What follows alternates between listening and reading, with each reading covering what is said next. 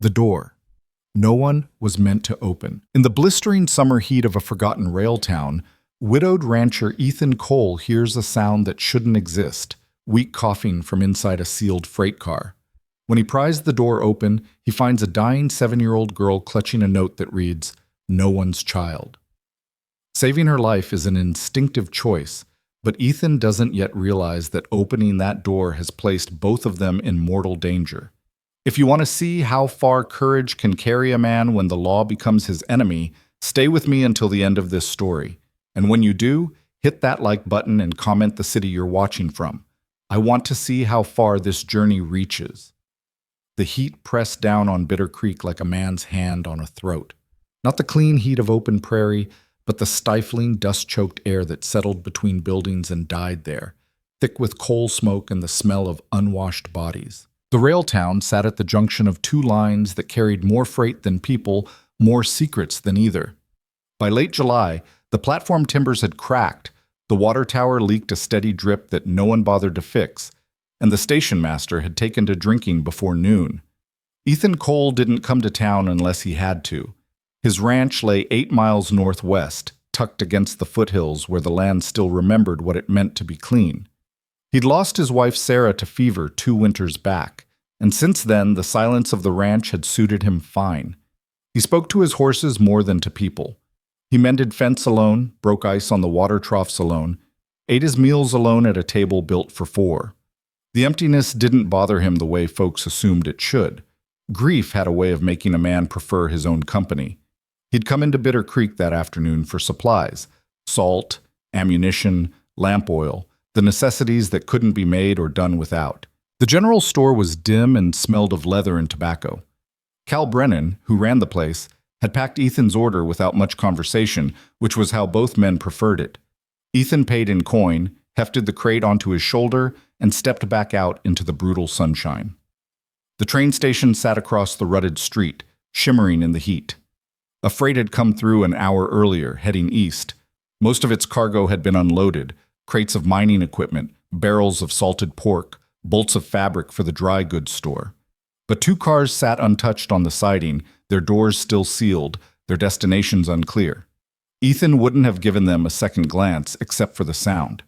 At first he thought it was a cat, a thin, rasping mule that barely carried over the creak of settling metal and the lazy buzz of flies. He shifted the crate on his shoulder and started toward his wagon. The sound came again. Not a cat. Something else. Ethan stopped. The street was empty except for a drunk sleeping it off in the shade of the livery stable. The station master was nowhere to be seen. Ethan set down his crate and walked toward the freight cars, his boots crunching on the gravel ballast between the ties. The sound was coming from the second car. A weak, wet cough that made something cold settle in Ethan's gut. He'd heard that sound before, in the field hospital tent after the war. The sound a man made when his lungs were filling and his body was giving up the fight. The freight car door was sealed with a railway lock, the kind meant to keep cargo secure during transport. Ethan rattled it.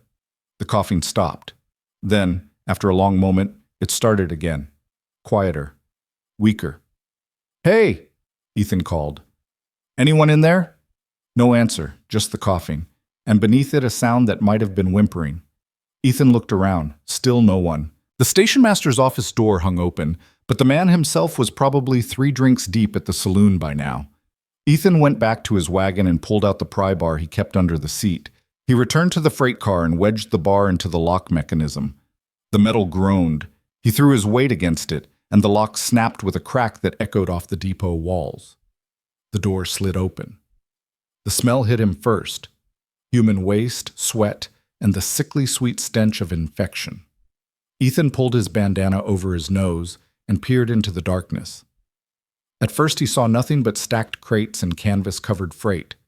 Then his eyes adjusted, and he saw her. She was huddled in the far corner, barely visible in the shadows. Small. A child. Her dress was torn and filthy, her hair matted with what looked like dried blood. She stared at him with eyes that were too large for her face, fever-bright and glassy. Her breathing was shallow and rapid. One hand clutched something against her chest. "Jesus Christ," Ethan breathed. He climbed into the car and crossed to her in 3 strides. Up close, she looked even worse. Her lips were cracked and bleeding. Her skin burned with fever. When he reached for her, she flinched but didn't pull away. She didn't have the strength. "I'm not going to hurt you," Ethan said quietly. "I'm going to get you out of here."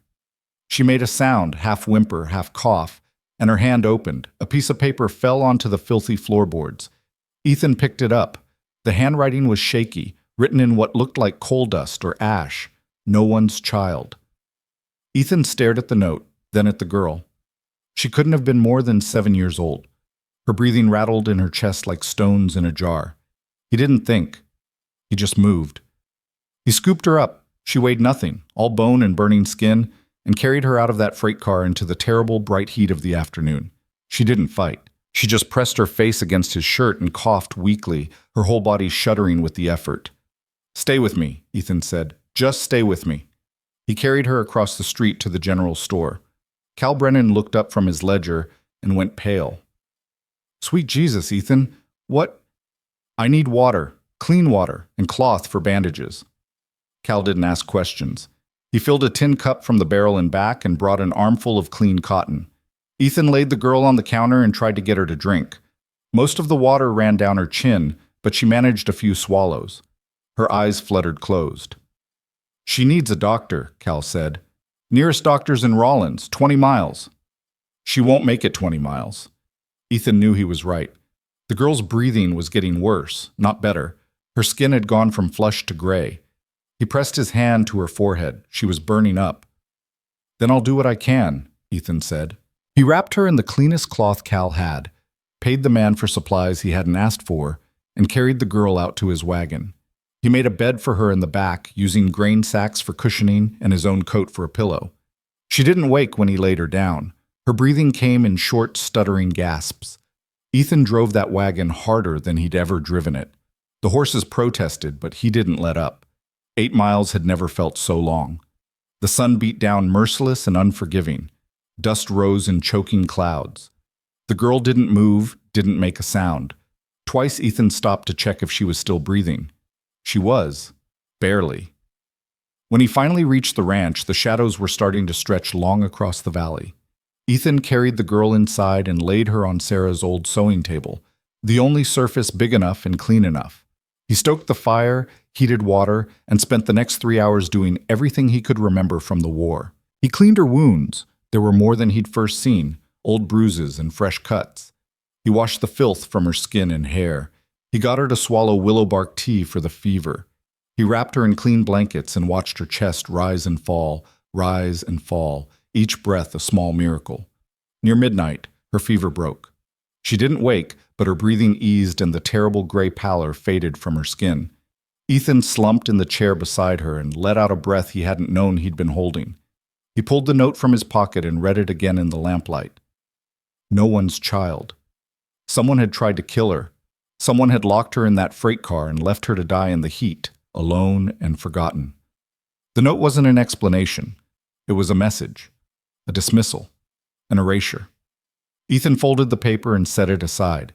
He looked at the girl, at her small face, finally peaceful in sleep, at her hands, child small and scraped raw, at the slow, steady rise and fall of her breathing. "You're someone's child now," he said quietly. 3 days passed before she woke. Ethan spent that time keeping her clean, getting broth and water into her when she'd take it, and waiting.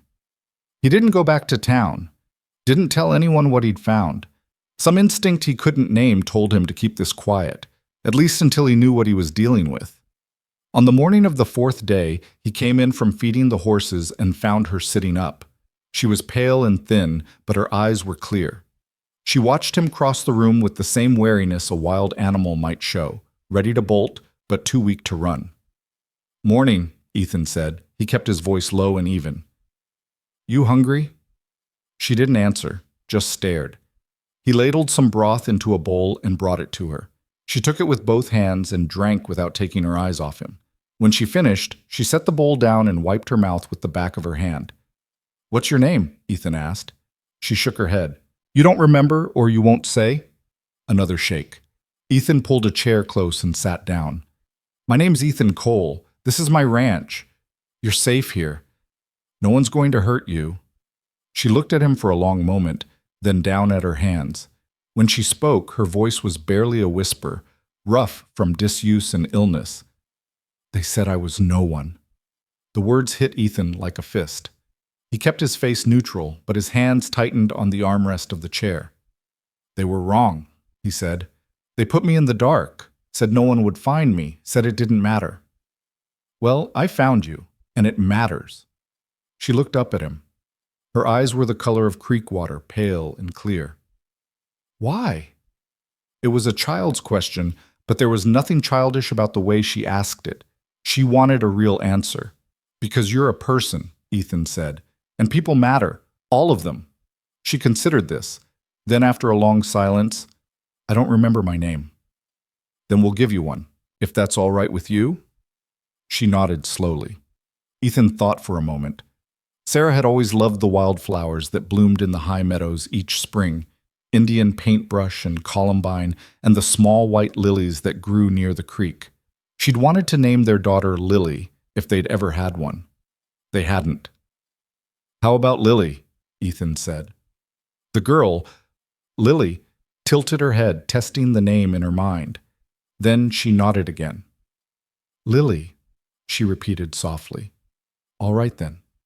Lily it is." Over the next week, Lily grew stronger. Color returned to her cheeks.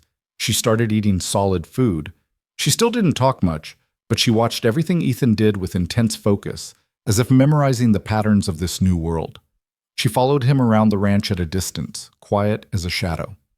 When he worked in the barn, she sat on a hay bale and watched. When he mended fence, she stood a few yards away, hands clasped behind her back. Ethan didn't push her. He'd seen enough broken things in his life to know that healing took time. He went about his work and let her come to him at her own pace. One evening, as he was washing up for supper, Lily appeared in the doorway of the kitchen. "Can I help?" she asked. It was the first time she'd offered. Ethan nodded. "You can set the table." She did, carefully placing plates and forks with the seriousness of someone performing an important task. They ate together in comfortable silence, beans and cornbread, and the last of the smoked ham. Afterward, Lily helped him wash the dishes. Her sleeves kept slipping down over her hands, too big for her thin arms. Ethan made a mental note to find her proper clothes next time he went to town. As she dried the last plate, Lily spoke without looking at him. "The man who put me in the train car, he said I saw something I shouldn't have." Ethan went very still. He set down the pot he'd been scrubbing and turned to face her. "What did you see?" Lily's hands tightened on the dish towel. "My mama. She was on the floor. There was so much blood." Her voice shook, but she kept going. "The man was standing over her. He saw me hiding. He said if I told anyone, he'd do the same to me, but he grabbed me anyway, said it was too risky to let me go." Ethan's jaw tightened. "Do you remember what he looked like?" "Tall, fancy coat. He had a ring, gold, with a red stone, and he smelled like tobacco. The expensive kind, not the kind regular folks smoke." Ethan filed every detail away. A fancy coat and a gold ring meant money. Means meant connections. This wasn't some drifter or common criminal. This was someone who thought they were above the law. "Did he say anything else? A name, maybe?" Lily shook her head. "Just that I was no one's child now. That no one would care if I disappeared." Ethan crouched down so he was at eye level with her. "I need you to listen to me, Lily. You're not disappearing. You're not going anywhere unless you want to. And I promise you, whoever that man is, he's not going to touch you again." Lily searched his face, looking for the lie. She didn't find one. "You promise?" "I promise." She nodded, and something in her posture eased just slightly. It wasn't trust, not yet, but it was the first step toward it. 2 weeks later, Ethan finally made the trip back to Bitter Creek. He needed supplies, and he needed information. Lily stayed at the ranch. He'd thought about bringing her, but decided against it. She wasn't ready to be around people yet, and he wasn't ready to answer the questions her presence would raise. The town looked the same as it always did, dusty, half asleep in the afternoon heat. Ethan hitched his wagon outside the general store and went inside. Cal Brennan was behind the counter, sorting mail. "Ethan," Cal said, looking up, "haven't seen you in a while. Everything all right out at the ranch?" Fine, Ethan said. Need the usual supplies, and I'm looking for some fabric, something suitable for a child's dress. Cal's eyebrows went up, but he didn't ask. He pulled out several bolts of cloth, simple cotton in blue and green. Ethan picked the blue. Anything else? Cal asked. Ethan hesitated. Then, you hear anything unusual lately? Strange happenings, people going missing, that kind of thing? Cal frowned. Funny you should ask. There was something. Woman found dead about a month back, over in Cutter's Bend. Looked like a robbery gone bad, but folks said she didn't have anything worth stealing. Sheriff ruled it an accident. They find out who she was? Drifter, they figured. No one claimed the body. Ethan's hands tightened on the counter. She have any family? A child, maybe? Cal shook his head. Not that anyone mentioned. Why? Just curious. Ethan paid for his supplies and loaded them into the wagon. As he was about to leave, he saw a man he didn't recognize standing outside the depot. Tall, well-dressed in a coat too fine for a rail town, gold watch chain glinting in the sun. The man was talking to the station master, his posture relaxed but his eyes sharp. Ethan watched him for a moment, then climbed onto the wagon and headed out of town. But the image of that man, the expensive coat, the gold watch, stuck with him the whole ride home. That night, after Lily had gone to bed, Ethan sat at the kitchen table and stared at the note she'd been holding when he found her. No one's child. Someone had tried to erase her. Someone powerful enough to kill without consequence, to lock a child in a freight car and send her off to die without fear of being caught. But they'd made one mistake. They'd underestimated how far a sound would carry in the summer heat, how a dying child's cough could reach a man who still remembered what it meant to listen. Ethan folded the note and tucked it into his shirt pocket. He didn't know who he was up against, didn't know how much danger he'd brought to his doorstep by opening that freight car door. But he knew one thing with absolute certainty. He wasn't giving Lily up, not to whoever wanted her dead, not to anyone. She was his to protect now, and he'd burn the world down before he let anyone take her. Outside, the wind picked up, carrying the scent of sage and distant rain.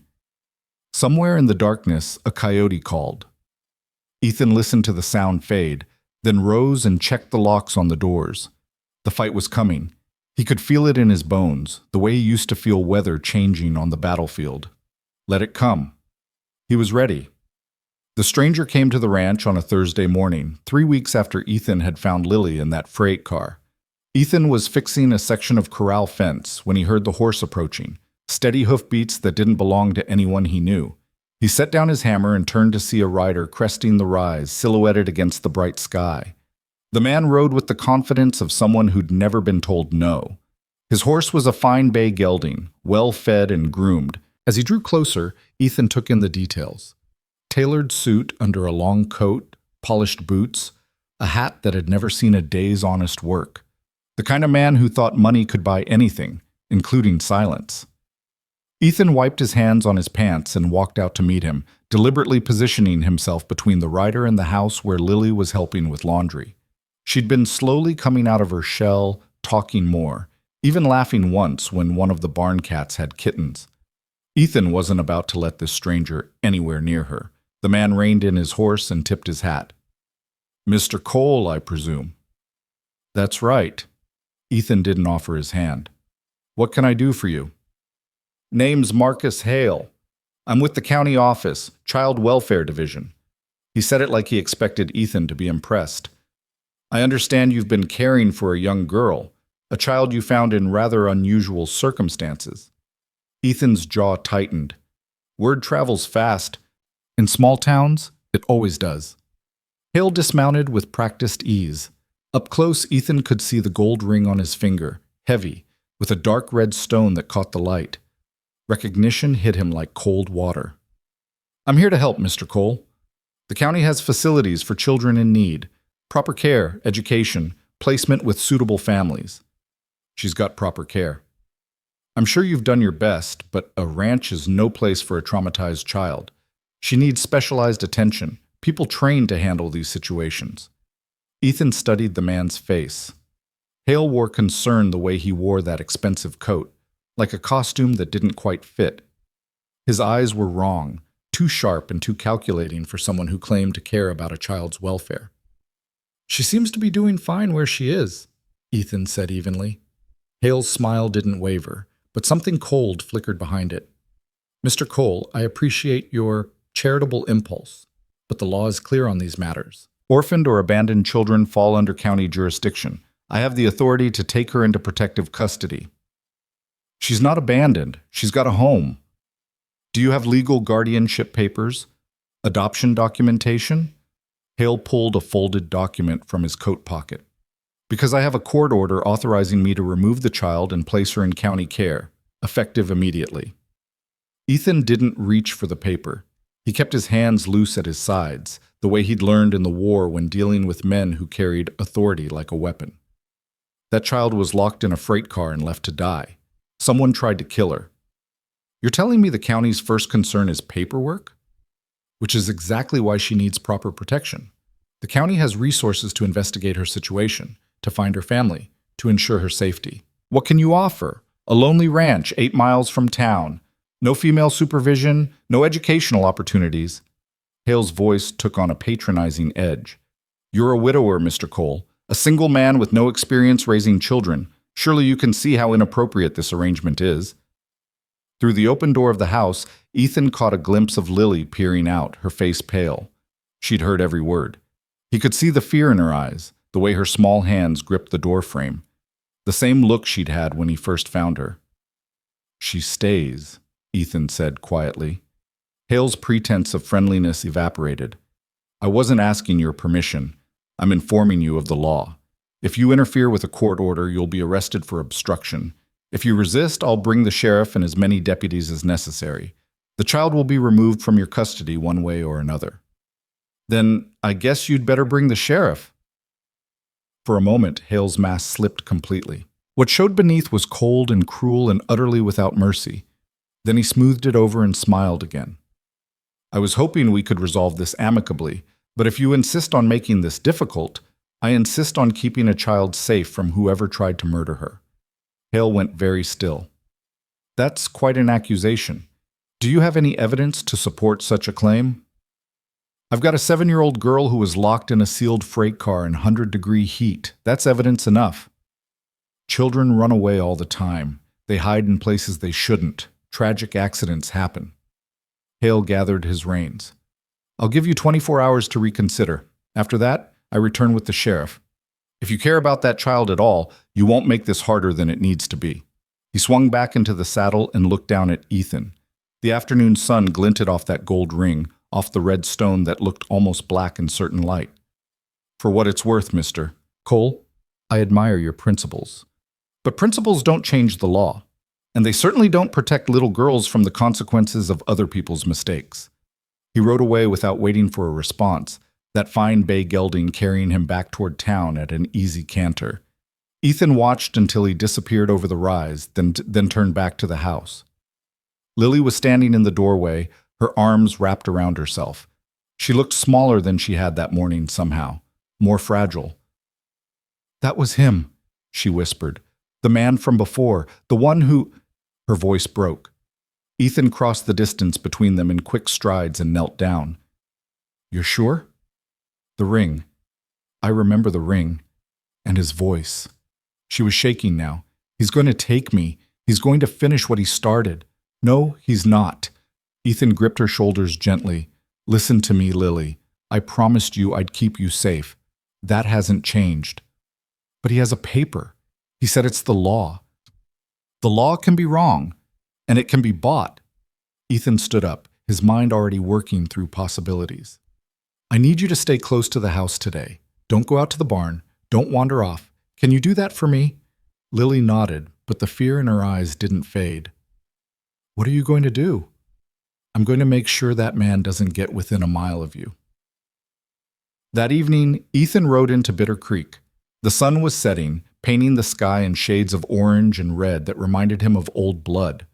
The town was quiet, most folks already home for supper. He hitched his horse outside the sheriff's office and went inside. Sheriff Tom Brennan, Cal's older brother, looked up from his desk.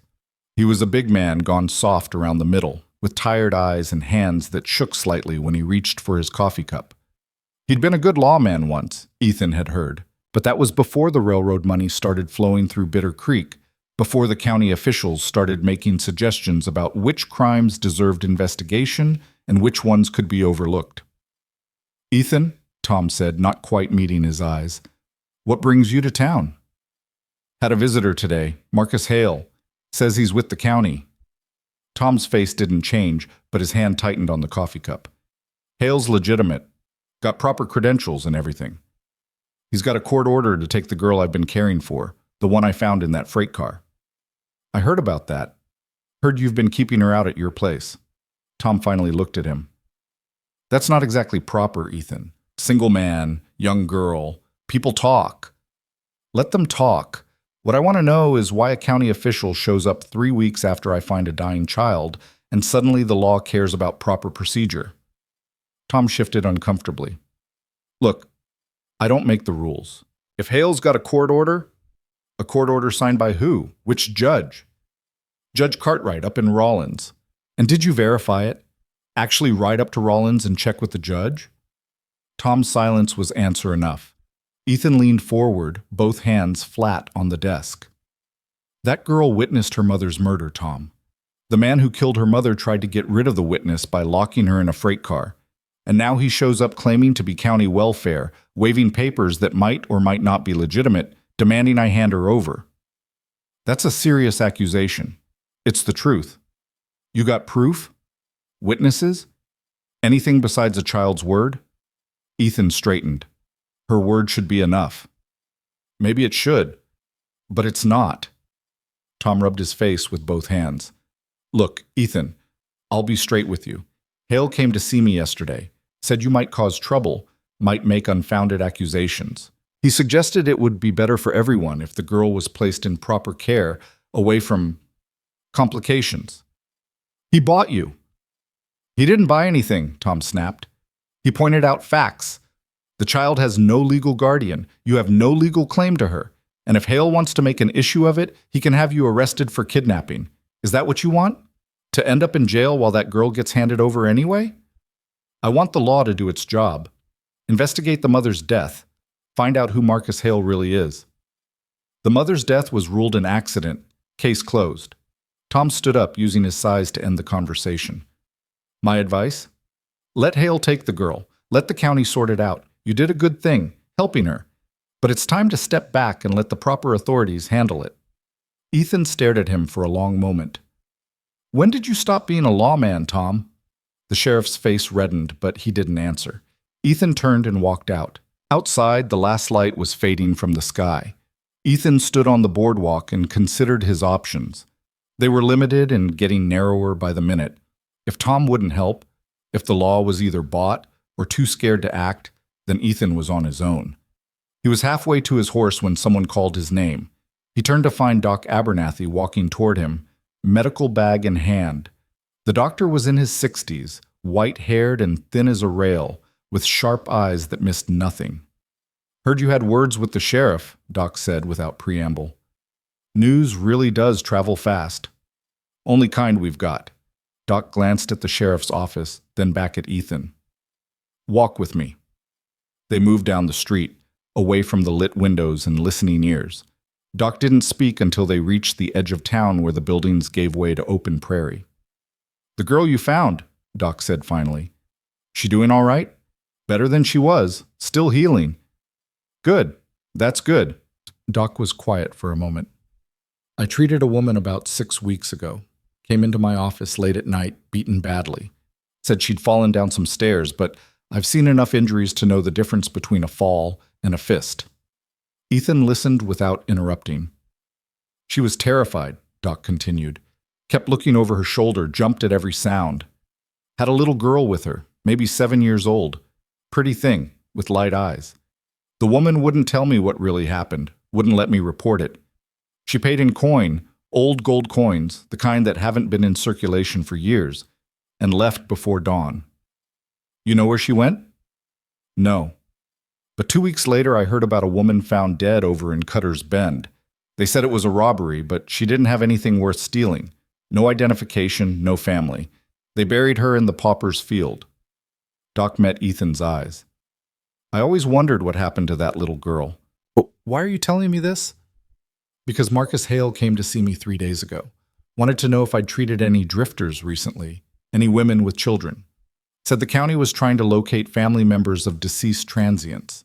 He was very interested when I mentioned the woman who came in beaten. Wanted details, what she looked like, what she said, whether the child was with her. Ethan felt ice forming in his gut. What did you tell him? I told him I couldn't recall any such patient. Doctor-patient confidentiality. Doc's expression hardened. I don't know what's going on, Ethan, but I know a dangerous man when I see one. And Marcus Hale is dangerous. Whatever you're planning to do, be careful. I'm not planning anything except keeping a child safe. Sometimes that's the most dangerous plan of all. Doc clasped his shoulder briefly. If you need medical testimony, if you need someone to vouch for that girl's condition when you found her, you come find me. I'll tell the truth, consequences be damned. That could cost you. I'm an old man with no family and too many regrets already. I can afford the cost. Doc tipped his hat and walked back toward town, leaving Ethan alone with the darkness and the weight of what he now knew. The next morning, Ethan didn't wait for Hale to come back with the sheriff. He saddled his horse before dawn and rode to the neighboring ranch where the Carmichael family had been raising cattle and children for 3 generations. Helen Carmichael answered his knock, wiping flour from her hands. Ethan Cole, she said, surprised. It's been ages. Come in. Can't stay long. I need a favor, Helen. A big one. 20 minutes later, Ethan rode back to his ranch with Helen's promise in his pocket and her husband Frank's rifle leaning against his saddle. The Carmichaels had lost their youngest daughter to scarlet fever 2 years ago. When Ethan explained about Lily, about what she'd witnessed and who was coming for her, Helen's eyes had filled with tears. You bring that child here, she'd said firmly. We'll say she's our niece come to visit. Let Hale try to take her from a house full of witnesses. But Ethan knew hiding Lily wouldn't solve the problem. It would only delay it. Hale had resources, connections, the weight of supposedly legitimate authority. He could wait them out, bring more pressure, make life impossible until they had no choice but to surrender. No, hiding wasn't the answer. The only way to protect Lily was to expose Hale for what he really was. When Ethan reached the ranch, Lily was sitting on the porch steps, watching the road. She jumped up when she saw him. Did the sheriff help? She asked. Ethan dismounted and tied his horse. No. The hope in her face crumbled. So he's coming back. The man with the ring. Probably, but I've got a plan. Ethan sat down beside her on the steps. The morning sun was warm on their faces, the air clean and sharp. You said you saw your mother murdered. Do you remember anything else about that night? Where you were, what the room looked like? Anything that might help us prove what really happened? Lily wrapped her arms around her knees. It was a big house, fancy with dark wood and paintings on the walls. There was a desk with papers. Mama was reading them when he came in. She tried to hide them, but he saw. What kind of papers? I don't know, but she was excited about them. She said they were going to change everything, that we'd finally be safe. Lily's voice dropped to a whisper. Then he was there, and he was angry. He said she'd stolen something that didn't belong to her. She said it belonged to everyone, that people had a right to know. He hit her. She fell. I ran to help her, but he grabbed me first. Did he say anything else?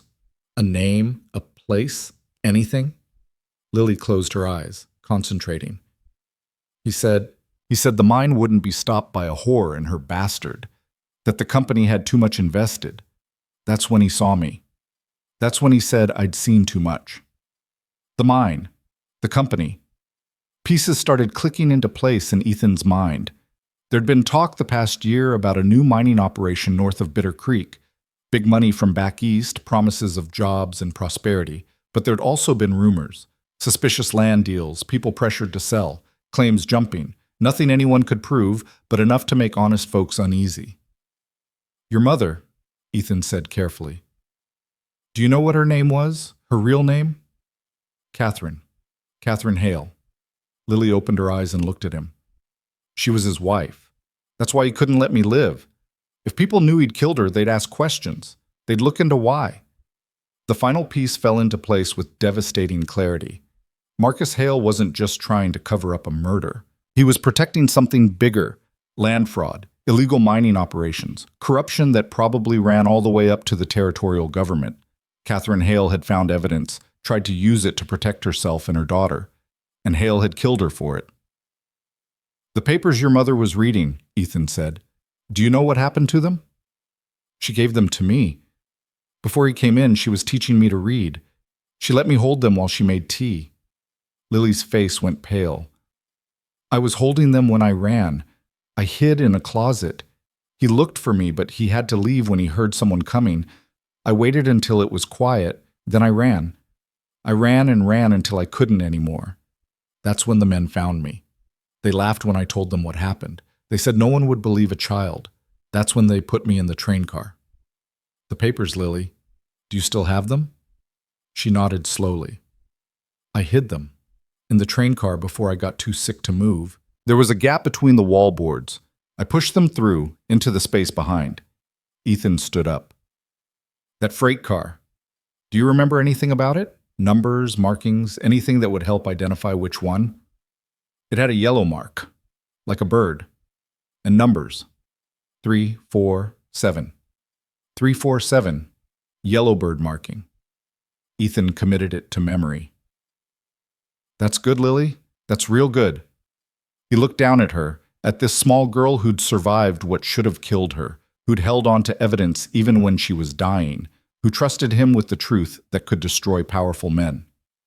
"I need you to be brave a little longer," Ethan said. "Can you do that?" Lily stood up and took his hand. Her grip was surprisingly strong. "What are we going to do?"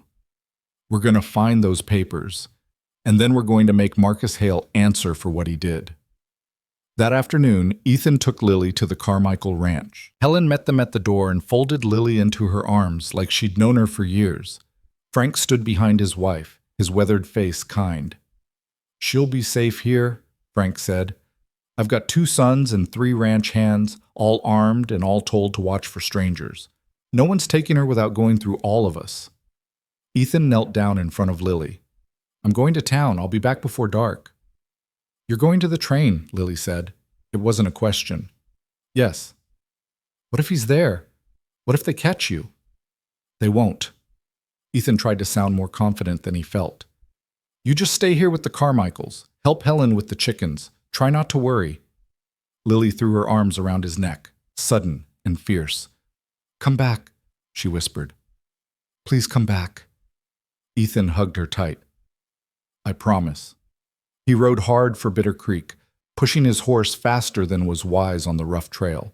The afternoon sun beat down merciless and bright. By the time he reached town, both he and the horse were lathered with sweat. The freight yard was busy with the late afternoon train loading. Ethan tied his horse out of sight and made his way between the buildings, staying in shadows. The freight car with the yellow bird marking and number 347 sat on a siding, already loaded with crates for the evening run east. Ethan waited until the workers moved to the other end of the yard, then slipped across the open ground and climbed into the car. Inside, it was dim and stifling hot. He could see the corner where he'd found Lily, could almost hear the echo of her desperate coughing. He pushed the memory aside and ran his hands along the wall boards, looking for gaps. There, a space between 2 planks, just wide enough for small fingers to push something through. Ethan pulled out his knife and worked the boards loose. The gap widened. He reached into the space behind and felt paper. The documents were yellowed and water-stained, but still readable. Ethan unfolded them carefully. Land deeds, surveyor reports, assay certificates, all showing that the land the mining company had bought had been deliberately misrepresented. The ore deposits they claimed were rich and plentiful were actually marginal at best. They'd inflated values, bribed assessors, and sold shares in a mine that would never turn a profit. It was fraud on a massive scale. And every document bore Marcus Hale's signature. Ethan was carefully refolding the papers when he heard voices outside. He froze. "Told you to check every car." That was Hale's voice, sharp with irritation. "We did check, sir. This morning, like you said. Check again. If those documents surface, everything we've built falls apart." Footsteps approached the freight car. Ethan looked around desperately.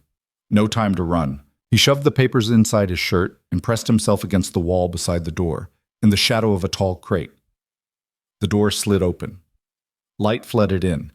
Two men climbed into the car, Hale and one of his hired men. They moved methodically through the space, searching. Ethan held his breath, not daring to move. He was 5 feet from Hale, close enough to see the sweat on the man's face, close enough to hear his frustrated breathing. "Nothing," the hired man said finally. "Just like this morning." Impossible. That child had them.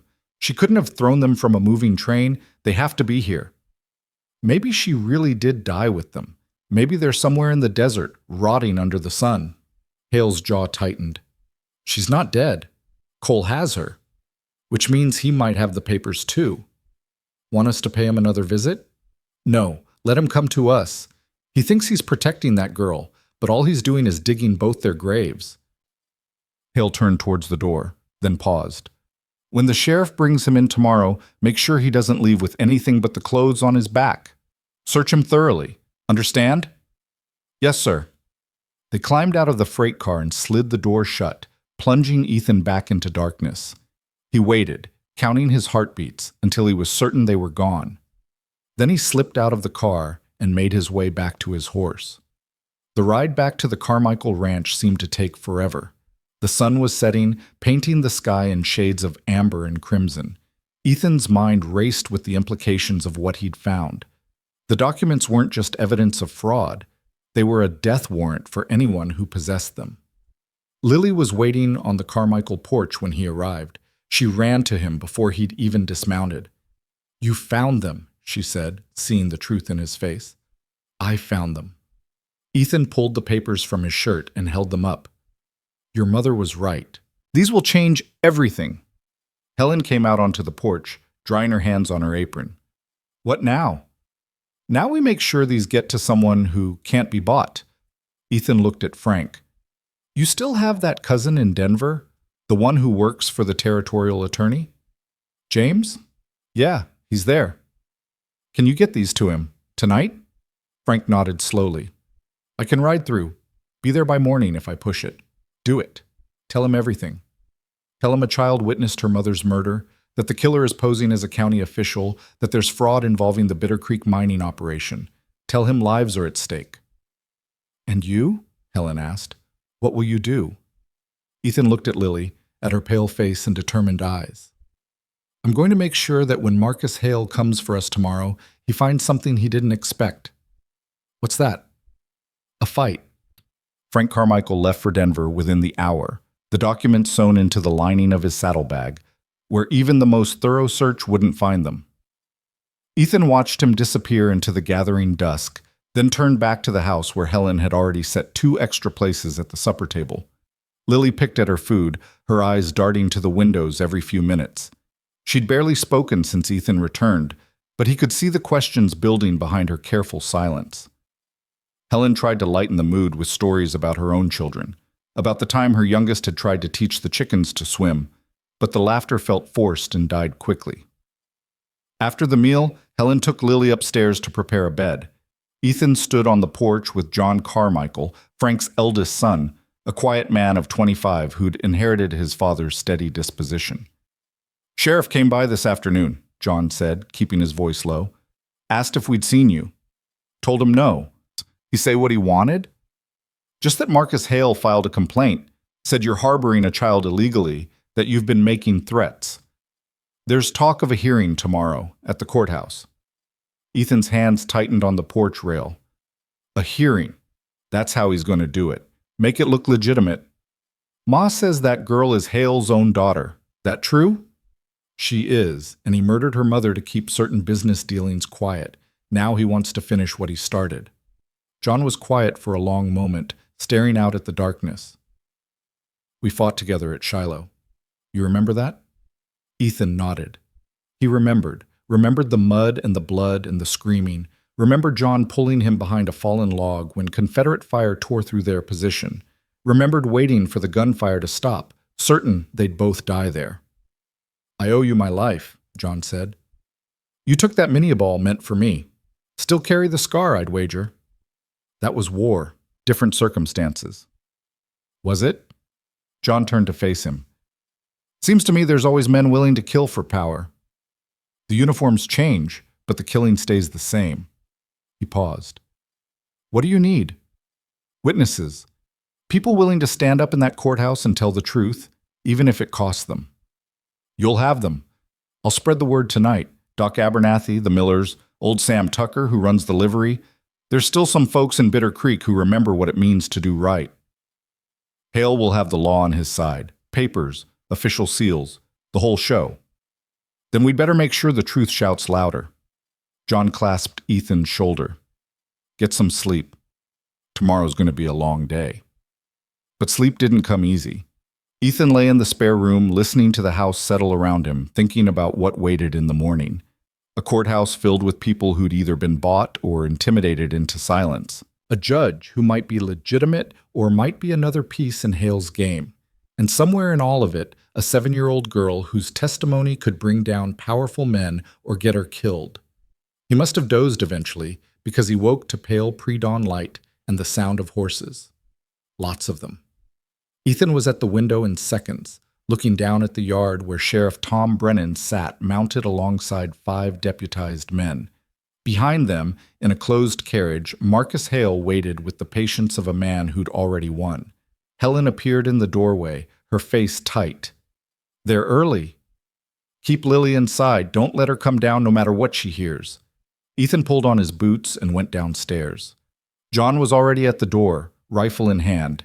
His younger brother Samuel stood at the parlor window, also armed. You don't have to do this, Ethan said. Yeah, we do. John opened the door and stepped out onto the porch. Ethan followed. Sheriff Brennan looked uncomfortable, his eyes not quite meeting theirs. Ethan Cole, I have a warrant for your arrest. Charges of unlawful detention of a minor, obstruction of county business, and making terroristic threats against a public official. Those are lies, Tom, and you know it. What I know is, I've got a warrant signed by Judge Cartwright. You can come peaceful, or we can do this the hard way. The child stays here, John said firmly, under our protection. The child is county property until legal guardianship is established, Hale called from the carriage. He stepped out, immaculate in his dark suit despite the early hour. She'll be taken into protective custody and transported to the county facility in Rawlins. This is non-negotiable. She's not going anywhere with you, Ethan said. Hale smiled. Sheriff, if Mr. Cole resists arrest, you have my authorization to use whatever force is necessary. The same applies to anyone who aids him. Tom shifted in his saddle. Ethan, please, don't make this harder than it has to be. Hard? Ethan stepped to the edge of the porch. You want to talk about hard, Tom.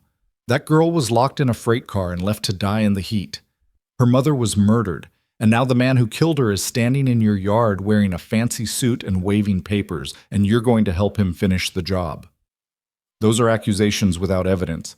I have evidence. Documents proving Marcus Hale defrauded investors, bribed officials, and falsified mining reports. Documents his wife found and tried to use to protect herself and her daughter. Documents he killed her for. Hale's expression didn't change, but something cold flickered in his eyes. The desperate fabrications of a man facing serious criminal charges. Sheriff, I grow tired of this. Arrest him now, or I'll have you removed from office for dereliction of duty. Tom drew his pistol, though his hand shook. Ethan, I'm asking you one more time. Come peaceful. John raised his rifle. And I'm telling you, he's not going anywhere. For a moment, everything hung in perfect balance. Armed men facing each other across a dusty yard, the sun just breaking over the eastern hills, the smell of gunpowder and fear thick in the air. Ethan could see Tom's finger on the trigger, could see the calculation in Hale's eyes, could feel the violence about to break like a summer storm. Then a voice cut through the tension. Stop. Please, just stop. Everyone turned. Lily stood in the doorway, still in her nightgown, her bare feet pale against the dark wood of the porch. Helen was behind her, reaching for her, but Lily had already stepped forward. Don't hurt him, Lily said, her voice small but clear. I'll go, just don't hurt Ethan. No! Ethan moved toward her, but 2 deputies had their guns trained on him. Lily, go back inside. She's making the smart choice, Hale said smoothly. Come here, child. This will all be over soon. Lily descended the porch steps slowly, like someone walking to their own execution. She was halfway across the yard when she stopped and looked up at Hale. "I remember you," she said. "I'm sure you're confused, child. We've never met. You were wearing that ring, the one with the red stone. You were standing over my mama. There was blood on your hands. You saw me watching, and you said I was no one's child, that no one would miss me." The deputies looked at each other. Tom's gun lowered slightly. Even the horses seemed to sense the shift, ears pricking forward, nostrils flaring. "The trauma has clearly affected her memory," Hale said, but his voice had lost some of its smoothness. "She's confusing dreams with reality. It's not uncommon in children who've experienced, 'You locked me in the train car. You and 2 other men. One of them laughed. He said it was too hot for anyone to last more than a day or 2. You said it didn't matter because I was no one.'" Lily's voice grew stronger with each word. "But you were wrong. I am someone. My mama was someone. And you killed her." "Sheriff, this is absurd. The child is obviously—" "Let her speak," Tom said quietly. Hale's mask of civility cracked. "You forget yourself, Sheriff. I have the authority." "I said let her speak."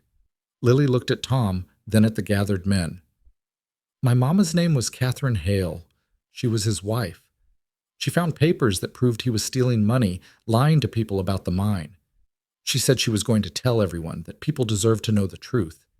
He hit her. She fell. I tried to help her, but he grabbed me. He said—" Her voice broke. "He said I'd seen too much, that he couldn't let me tell." "Lies," Hale snapped. "Coach testimony from a traumatized child. This man has clearly manipulated her." "The documents are real," Ethan said. "Right now they're on their way to Denver, to the territorial attorney's office. By noon today, everyone will know what you did. The fraud, the murder, all of it." Hale went very still. When he spoke again, his voice was different, colder, stripped of pretense. "Sheriff, I'm ordering you to arrest everyone on this property. The child, Cole, the Carmichaels, all of them. Charge them with conspiracy, obstruction, whatever you like. Do it now." Tom looked at Hale for a long moment. Then he holstered his gun. "No." "Excuse me?" "I said no.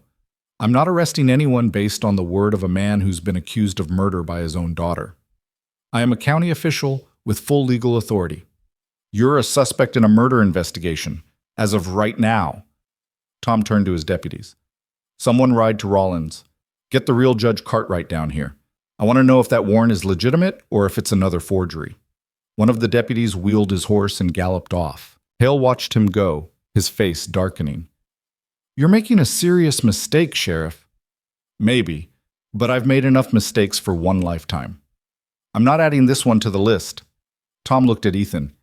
"You said the documents are going to Denver?" "Frank Carmichael's riding through, should be there by midday."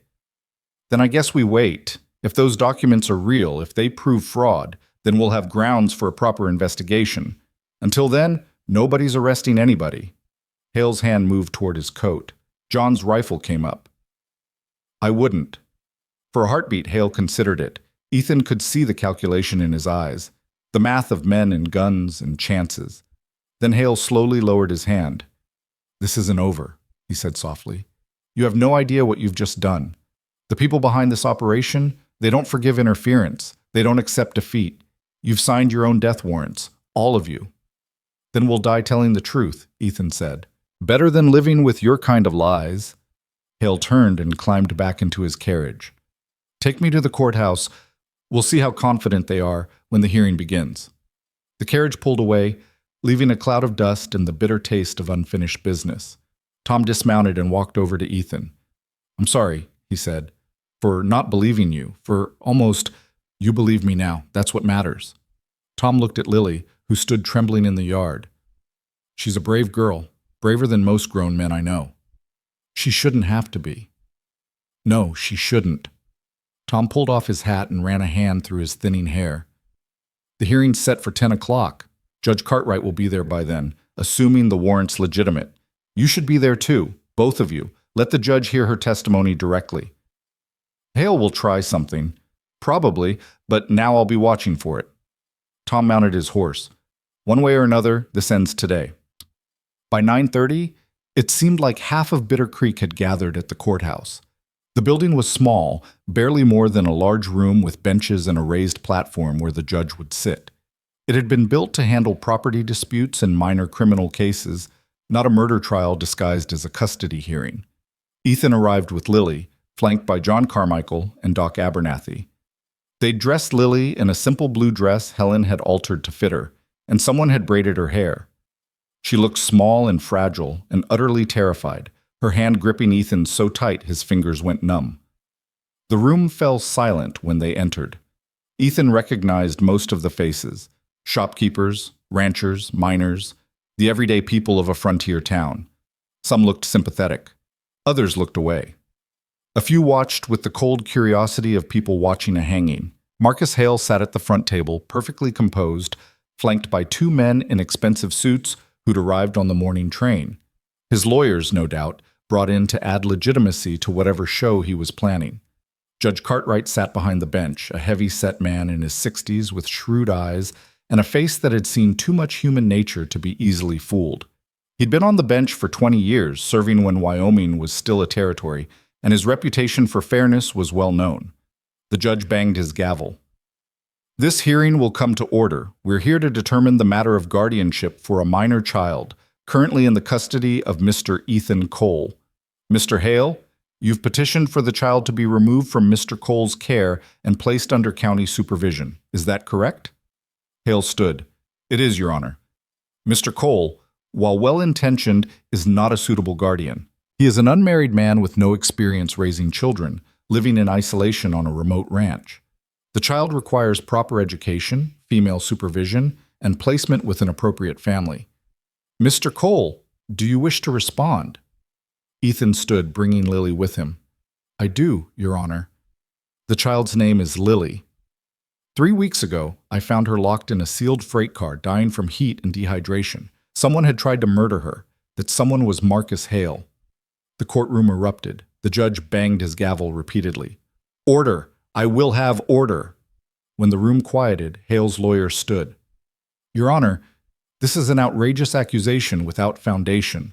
My client is a respected county official who murdered his own wife and tried to kill his daughter to cover up massive fraud," Ethan said. He pulled out copies of the documents Frank had made before leaving for Denver. These prove Marcus Hale falsified mining reports, defrauded investors, and bribed officials to cover his tracks. His wife Catherine found the originals. When she threatened to expose him, he killed her. Judge Cartwright took the papers and studied them carefully. The silence stretched. Hale's composure finally cracked, just for a moment, but enough for everyone to see the fear underneath. "These are serious allegations," the judge said finally. "Mr. Hale, how do you respond?" "They're fabrications, Your Honor. Forged documents created by a desperate man trying to avoid criminal charges. I've never seen these papers before." "They have your signature on them." "Then the signature is forged. As for my wife Catherine, she died years ago of fever. This is all an elaborate fiction designed to, I'm not dead." The voice came from the back of the room. Every head turned. A woman stood in the doorway, travel-worn and pale, but very much alive. She was thin, with light hair and the same creek-water eyes as Lily. Next to her stood Frank Carmichael, dusty from hard riding, and a stern-looking man in a Denver suit who carried himself with the authority of federal law. Catherine Hale walked down the aisle. Lily made a sound, half sob, half scream, and ran to her. They met in the middle of the room and held each other, both crying now, both shaking with the force of their relief. "Mama," Lily kept saying, "Mama, you're alive, you're alive." "I'm here, baby, I'm here." Hale had gone white. "This is impossible. You're dead. You saw what you wanted to see," Catherine said, her voice steady despite the tears on her face. She kept one arm around Lily and faced her husband across the courtroom. "You hit me. I fell. You thought you'd killed me. But I was just unconscious. When I woke up, Lily was gone, and I heard men talking. Your men. They said they'd taken care of the child, that she wouldn't be a problem anymore." "Catherine, if you'd just let me explain." "I've heard enough of your explanations. I've heard them for years. How the money we needed would come soon. How the mine was going to make us rich. How I just had to be patient and trust you. Her voice hardened. I trusted you. I believed you when you said you loved me, and when I found those papers, when I realized you'd been lying all along, stealing from people who couldn't afford to lose what they'd invested, I gave you a chance to make it right. Do you remember what you said? Hale said nothing. You said I was a fool. That sentiment was for people who could afford it, that I should keep my mouth shut and enjoy the money. Catherine's hand tightened on Lily's shoulder. When I said I couldn't do that, when I said I had to tell the truth, you decided I was a problem to be solved, just like our daughter was a problem, just like anyone who gets in your way. The man in the Denver suit stepped forward. Your Honor, I'm Assistant Territorial Attorney James Brennan. I've reviewed the documents Mrs. Hale provided, along with additional evidence she's been gathering for the past month. The fraud is extensive and well documented. I have warrants for Marcus Hale's arrest on charges of securities fraud, bribery of public officials, and attempted murder. This is a travesty, Hale's lawyer sputtered. You can't just... I can and I am. Judge Cartwright banged his gavel. Mr. Hale, you are hereby remanded into custody pending trial. Sheriff Brennan, take him. Tom moved forward with his remaining deputies. Hale stood slowly, his face a mask of barely controlled fury. You think this changes anything? He said, looking at Catherine. You think you've won? The people I work for, they're not going to let you destroy everything we've built. They'll come for you. They'll come for all of you. Let them come, Catherine said quietly. I'm done being afraid of you. Tom put the handcuffs on Hale and led him toward the door. As they passed Ethan, Hale stopped. You should have let her die, he said softly. You should have walked away. I know, Ethan said, but I didn't. They took Hale out into the bright morning sunlight. Through the courthouse windows, Ethan could see the crowd that had gathered, could see people watching as the man who'd terrorized them with his money and his power was led away in chains. Some faces showed satisfaction. Others showed fear. They knew Hale was right, that this wasn't over, that powerful men didn't accept defeat gracefully. But for now, in this moment, justice had won. Judge Cartwright addressed the courtroom.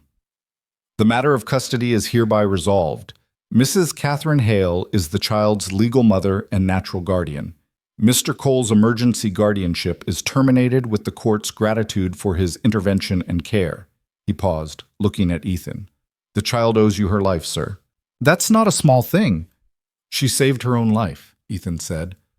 I just opened a door. Catherine approached him, still holding Lily's hand. Up close, he could see the fading bruises on her face, the shadow of old fear in her eyes. But he could also see strength there, the kind that came from surviving what should have broken her. Thank you, she said. I don't have words for what you did. You saved my daughter when I couldn't. You kept her safe when the whole world seemed bent on destroying her. She's a remarkable girl. She is. Catherine looked down at Lily. We're going to Denver. The territorial attorney has offered protection while the trial proceeds. It'll be safer there. A chance to start over. Lily looked up at Ethan. Will you come with us? The question hit harder than he'd expected. He'd gotten used to having her around, to hearing her footsteps on the porch, to the way she hummed while she did chores. The ranch would be quiet again when she left. Empty. But she had her mother now. She had a future that didn't involve hiding from men with guns and badges.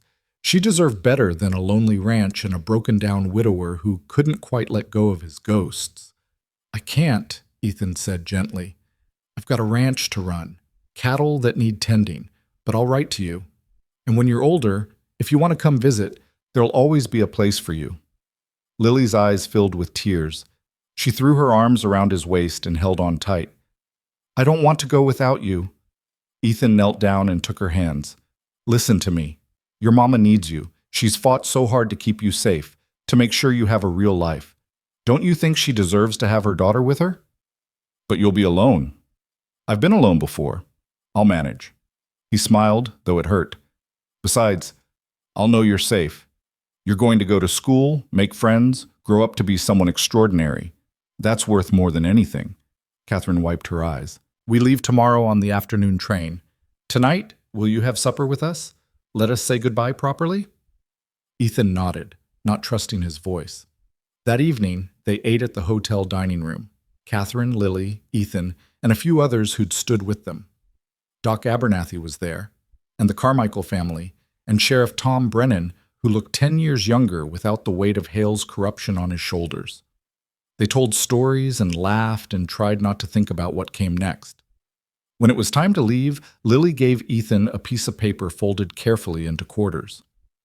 "I wrote this for you. Don't read it until after we're gone." He slipped it into his pocket. "I won't."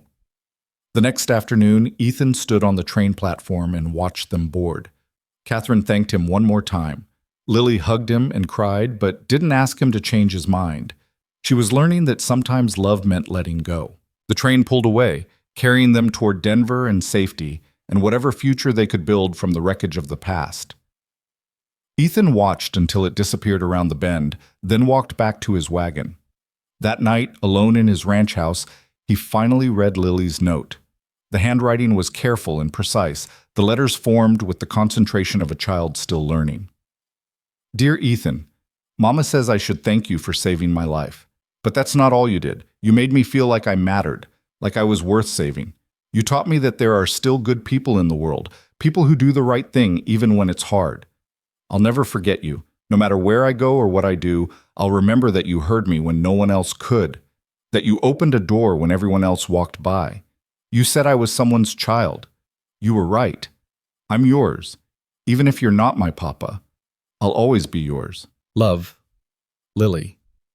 Ethan set the letter down and stared out the window at the darkness. The ranch was quiet again, the kind of quiet that used to feel like peace but now just felt empty.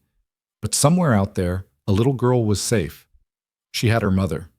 She had a future. And he had the memory of her laughter, the weight of her hand in his, the knowledge that he'd done something that mattered. It would have to be enough. The weeks that followed moved with the slow inevitability of winter coming to the high country.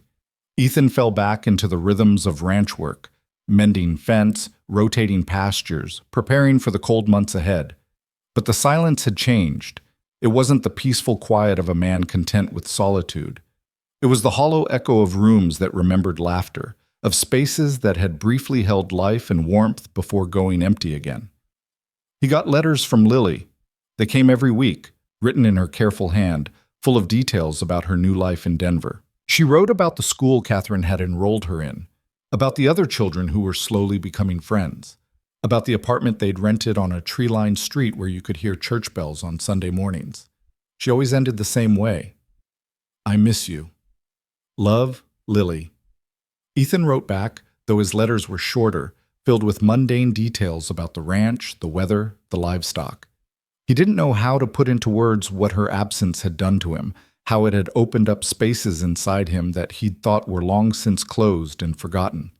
So he wrote about safe things, ordinary things, and hoped she understood what he couldn't say. October brought the first serious cold snap. Ethan was in the barn one morning, mucking out stalls, when he heard a horse approaching. He straightened, pitchfork in hand, half expecting trouble. Marcus Hale's trial was set to begin in 2 weeks, and there'd been talk around town about his associates, powerful men from back east who weren't pleased about their operation being exposed. But the rider who came into view wasn't a hired gun or a corrupt official. It was Tom Brennan, looking older and more tired than Ethan had ever seen him. "Tom," Ethan said, setting down the pitchfork, "what brings you out here?" Tom dismounted slowly, like a man whose bones hurt. "Bad news. Hale's dead." The words hung in the cold air. Ethan felt something heavy settle in his chest. "How?" "Hanged himself in his cell 3 nights ago. Used his belt. Guard found him at dawn." Tom pulled off his hat and turned it in his hands. "Thing is, Ethan, I don't believe it." "You think someone killed him?" "I think someone made sure he wouldn't testify. Hale knew names, knew details about who was involved in the fraud scheme. With him alive, there was a chance the whole operation would unravel. With him dead," Tom shrugged, "case gets a lot weaker. Harder to prove conspiracy without the main conspirator." "What about Catherine's testimony, the documents?" "Still valuable, but Hale's lawyers are already saying he acted alone, that his associates had no knowledge of the fraud. Without Hale to contradict them, it becomes their word against a grieving widow. Tom met Ethan's eyes. The territorial attorney thinks the case might not make it to trial. Not the way we hoped. Ethan walked to the barn door and stared out at his land. The aspens on the hillside were turning gold, brilliant against the dark pine. Sarah had loved this time of year, loved the way the light slanted low and amber in the afternoons. He wondered what she would have made of all this, of the girl he'd found and lost, of the fight that still wasn't finished. "Catherine and Lily," Ethan said. "They still in Denver?" "For now, but Ethan—" Tom hesitated. "There's more. 2 men came through town yesterday asking questions, professional types, if you know what I mean, asking about you, about the Carmichaels, about who stood with you in that courthouse. They were polite, but there was something wrong about them, something cold." "They threaten anyone?" "Didn't have to.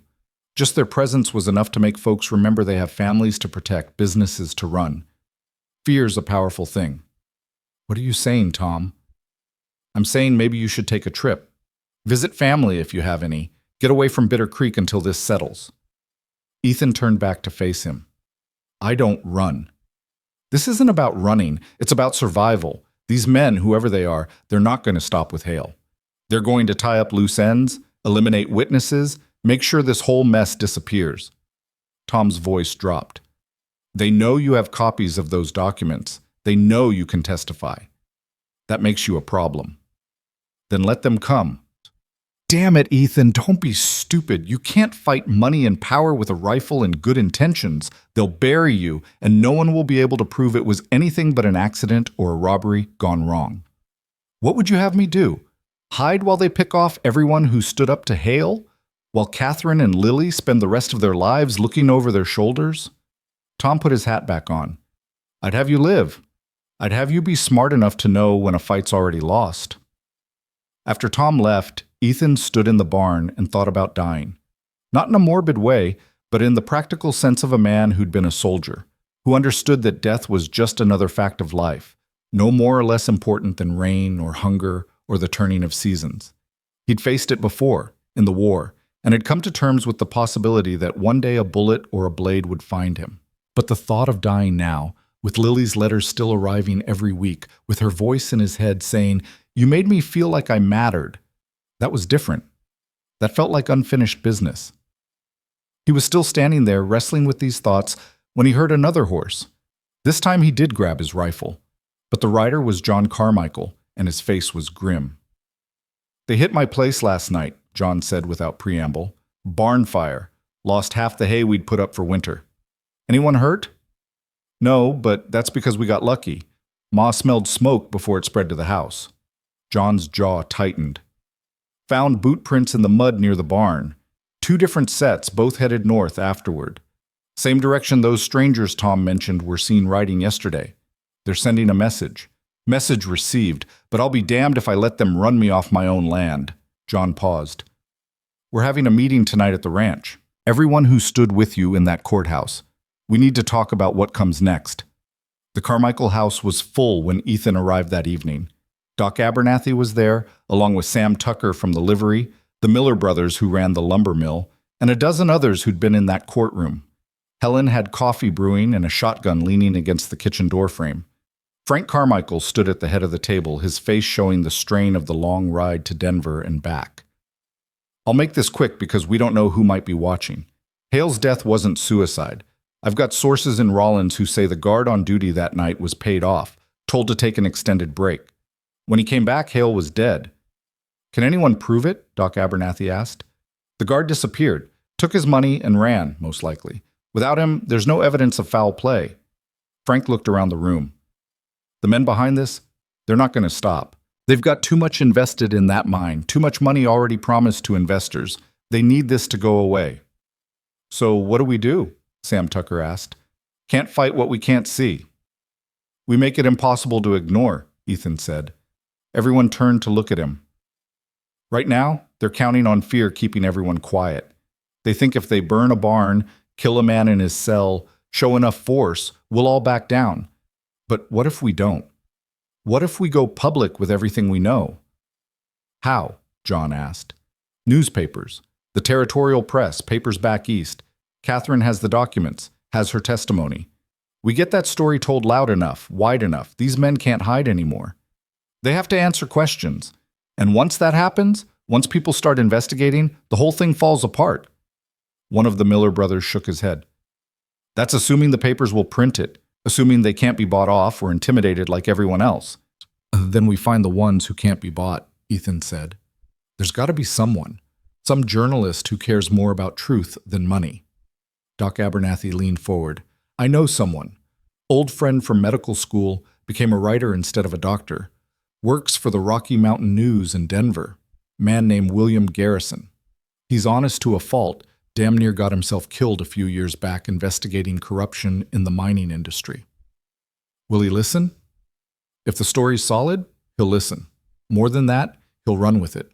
Garrison's the kind of man who believes the press has a duty to expose wrongdoing, consequences be damned. Then we need to get to Denver, Ethan said. Talk to Catherine, get her permission to share her story, then meet with this Garrison and give him everything. That's a 4-day ride, Frank said. Longer if the weather turns. And you can bet those men are watching the roads. So we don't take the roads. We go cross-country through the high passes. It'll be colder and harder, but less chance of running into trouble. Helen spoke up from the kitchen doorway. And what happens to the rest of us while you're gone? What happens if they come back and burn more than just a barn? The room fell silent. It was the question they'd all been avoiding, the reality they didn't want to face. Standing up to power meant putting everything at risk, homes, families, lives. We band together, John said finally. Move the families to the bigger ranches, places we can defend if we have to. Set watches, stay armed, don't go anywhere alone. Make ourselves hard targets. For how long? Someone asked. As long as it takes. They talked for another hour, making plans, dividing responsibilities. By the time the meeting broke up, they had the skeleton of a strategy. It wasn't perfect, and it carried terrible risks, but it was something. It was action instead of fear. As Ethan was preparing to leave, Doc Abernathy pulled him aside. You know this might not work, the old doctor said quietly. Even if you get the story published, even if it causes a scandal, these men have ways of weathering storms. They've got lawyers and politicians in their pockets. They could ride this out and come back stronger. Maybe. But at least we'll have tried. At least Lily will know we didn't give up. Doc smiled sadly. You care about that girl more than you're willing to admit. She's not my daughter. No, but she could have been. In another life, another set of circumstances. And I think part of you wishes she was. Doc gripped Ethan's shoulder. Be careful in Denver. Watch your back. These men play for keeps. I know. I don't think you do. I've seen what powerful men will do when threatened. They don't fight fair, and they don't show mercy. You go up against them, you'd better be prepared to lose everything. Ethan thought about Sarah, about the life they'd planned, and the children they'd never had, about the ranch that had been his whole world until a dying child's cough had reminded him there were things more important than safety and solitude. I already lost everything once, he said. Turns out it's easier the second time. He left before dawn 2 days later, taking the high trail through the mountains. Frank Carmichael rode with him, along with John and one of the Miller brothers, a quiet man named David who knew the backcountry better than most. They traveled light and fast, pushing hard during the day and making cold camps at night to avoid detection. The weather held clear and cold, the sky that deep blue you only got in the high country in autumn. They saw elk moving down from the peaks, getting ready for winter. Once they spotted a grizzly on a distant ridge, massive and solitary. The world felt big and empty and indifferent to human struggles, which was somehow comforting. On the third day, they found the body. It was in a narrow ravine off the main trail, hidden by scrub brush and shadow. David spotted it first, the unnatural shape of a man lying where no man should be. They approached carefully, weapons drawn. The dead man was young, maybe 25, dressed in range clothes. He'd been shot twice, once in the chest and once in the head. The killing had been professional and cold, meant to send a message as much as to eliminate a threat. Frank knelt beside the body and checked the pockets. He found a deputy's badge and a piece of paper with names written on it. The first name on the list was Sheriff Tom Brennan. The second was Ethan Cole. They're making a list. John said quietly. Eliminating witnesses. Ethan looked at the dead man's face, at the fear frozen there. You know him? Jake Morrison, one of Tom's deputies. Good kid, honest. Tom must have sent him to Denver to verify something, maybe check on Catherine and Lily. Frank stood up, his face hard. They killed him to keep him quiet. We need to move faster, David said, scanning the surrounding ridges. If they're willing to kill a deputy, they'll have no qualms about us. They buried Morrison in a shallow grave marked with stones, a temporary resting place until someone could come back with proper equipment. Then they rode harder, pushing the horses to the edge of their endurance, aware now that they were racing against time and men with guns and no conscience. They reached Denver on the evening of the fourth day, exhausted and trail-worn. The city was bigger than Bitter Creek by an order of magnitude, full of noise and light and the constant movement of people. After the silence of the mountains, it felt overwhelming. Frank knew the address where Catherine was staying. They made their way through the evening streets to a modest apartment building on the east side of town. Frank knocked, and after a moment, Catherine opened the door. She looked different than she had in Bitter Creek, stronger, more settled. The fear that had shadowed her eyes was still there, but it had been joined by something else, determination. Frank, she said, surprised. Then she saw Ethan, and her expression shifted. What's happened? They told her everything. Hale's death, the fire at the Carmichael Ranch, the dead deputy, the plans to publish her story. Catherine listened without interrupting, her face growing paler with each detail. When they finished, she was quiet for a long moment. Then she called into the apartment. Lily, come here, please. Lily appeared from another room, a book in her hands. When she saw Ethan, her face lit up. She ran to him and he caught her, lifting her off the ground in a hug that felt like coming home. You're here, Lily said, her voice muffled against his shoulder. You came. I came. She pulled back to look at him. Are you staying? Can you stay? Not for long. We've got business to handle. Catherine watched them with an expression Ethan couldn't quite read. Then she made a decision. Lily, go to your room for a few minutes. The adults need to talk. But Mama? Now, please. Lily reluctantly obeyed, but not before squeezing Ethan's hand one more time. When she was gone, Catherine turned to the men. You want to publish my story. Make everything public. It's the only way to protect everyone involved, Ethan said. Once it's out in the open, these men can't hide behind the shadows anymore. And it puts a target on my back. On Lily's back. They already have targets on their backs, Frank said gently. At least this way you're not fighting alone. Catherine walked to the window and stared out at the Denver streets. I've been thinking about running, taking Lily and disappearing, changing our names, starting over somewhere no one knows us. Mexico maybe, or California. You could do that, Ethan said. No one would blame you. You've already sacrificed more than most people ever have to. But running means they win. Means Hale and men like him can keep doing what they did to you, to Lily. Means no one ever pays for Catherine's murder, for locking a child in a freight car, for all of it. Catherine turned back to face them. Do you really think this will work? That publishing the story will make a difference? I don't know. Maybe it will, maybe it won't. But at least we'll have tried. At least Lily will grow up knowing her mother fought back, that she didn't let fear win. Catherine's eyes filled with tears, but she didn't let them fall. When I found out Lily was alive, when Frank brought me to that courthouse and I saw her standing there, alive and whole and brave beyond her years, I promised myself I would never let fear control me again. I would never be the woman who stayed quiet while evil men did evil things. She wiped her eyes and straightened her shoulders. Tell me what you need. They spent that night and the next day preparing. Doc Abernathy's friend William Garrison turned out to be a thin man in his 40s with ink-stained fingers and the kind of intensity that came from believing absolutely in your work. He listened to Catherine's story, examined the documents, asked detailed questions about dates and names and transactions. This is bigger than I thought, Garrison said finally. The fraud extends beyond Wyoming territory. There are investors in New York, Philadelphia, London. If what you're telling me is true, this is international in scope. It's true, Catherine said. Every word. I'll need corroboration. Other witnesses, documentation beyond what you've provided. I can give you names, Frank said. People in Bitter Creek who saw things, who can verify parts of the story. And I can testify to finding Lily in that freight car, Ethan added. To Hale's threats, to everything that happened in that courthouse. Garrison made notes, his pen scratching across paper. This will take time to write, to fact-check, to prepare for publication. A week, maybe 2.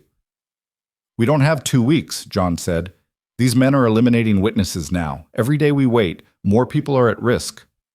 Then I'll work faster, but I won't publish something half-baked. That's how you lose libel suits and credibility. Garrison looked at each of them in turn. If I do this, if I run this story, there's no going back. You'll all be named, identified. The men behind this will know exactly who exposed them. Are you prepared for that? The question hung in the air. Outside, Denver continued its evening routine, oblivious to the decision being made in this small office. Somewhere in the building, a child was crying. A man was laughing. Life went on, ordinary and precious.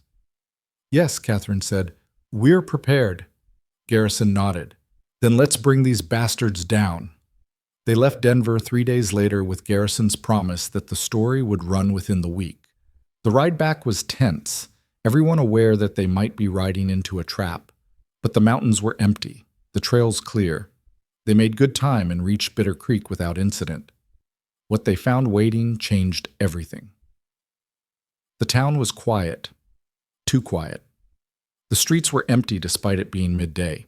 Shops were closed, windows shuttered. It felt like a place holding its breath. Tom Brennan met them outside his office, his face grim. You need to see this. He led them to the jail. Inside, locked in the cells, were 3 men.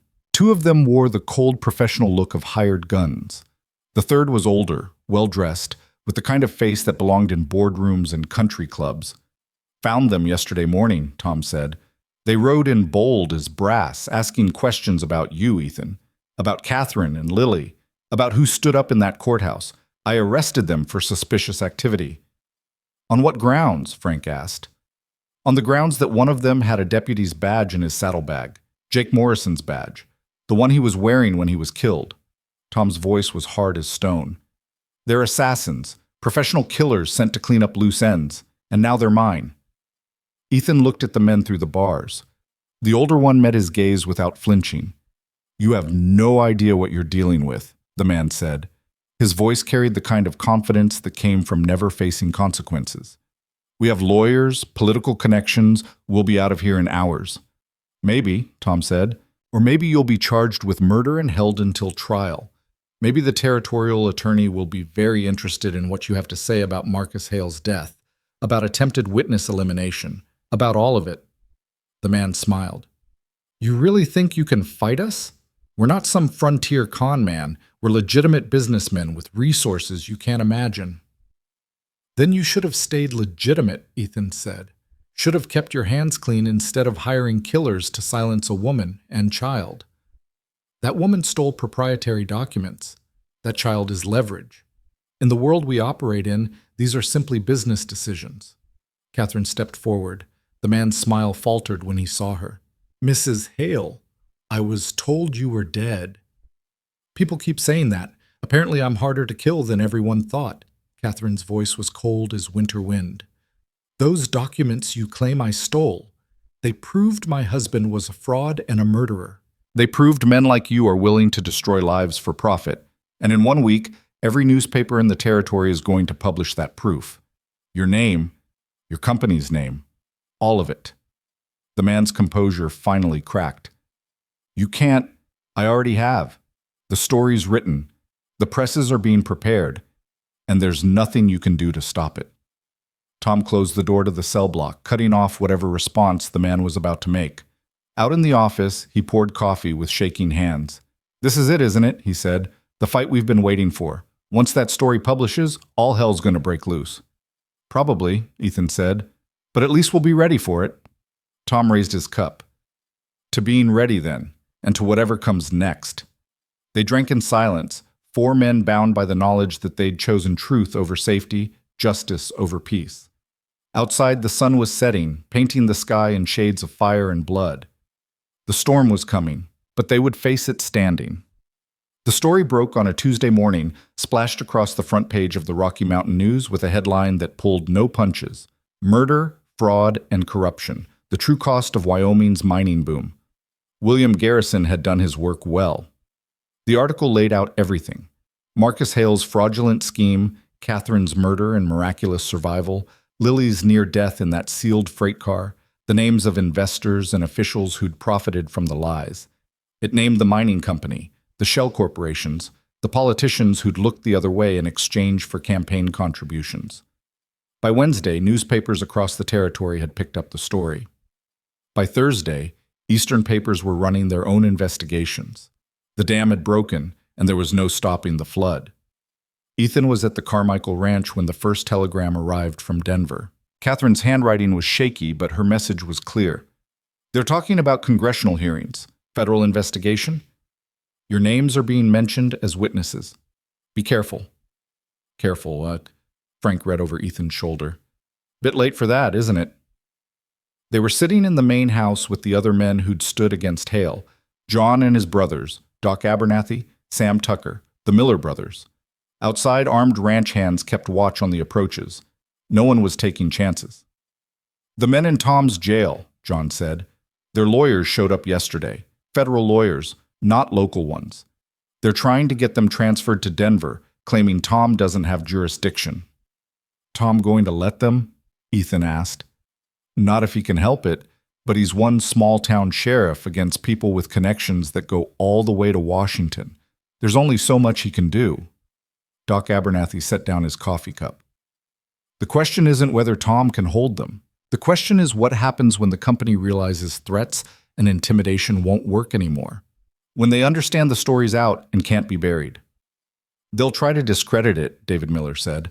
Attack Catherine's character, claim she's a scorned wife making up stories, say the documents are forgeries. Let them try. Frank pulled out his own copy of the newspaper and smoothed it on the table. Garrison didn't just rely on Catherine's testimony. He found other investors who'd been defrauded, other workers who'd seen the doctored assay reports. He built a case that's going to be damn hard to tear down. A knock at the door silenced them all. John moved to the window, rifle ready, then relaxed. It's Tom. The sheriff came in looking like he hadn't slept in days.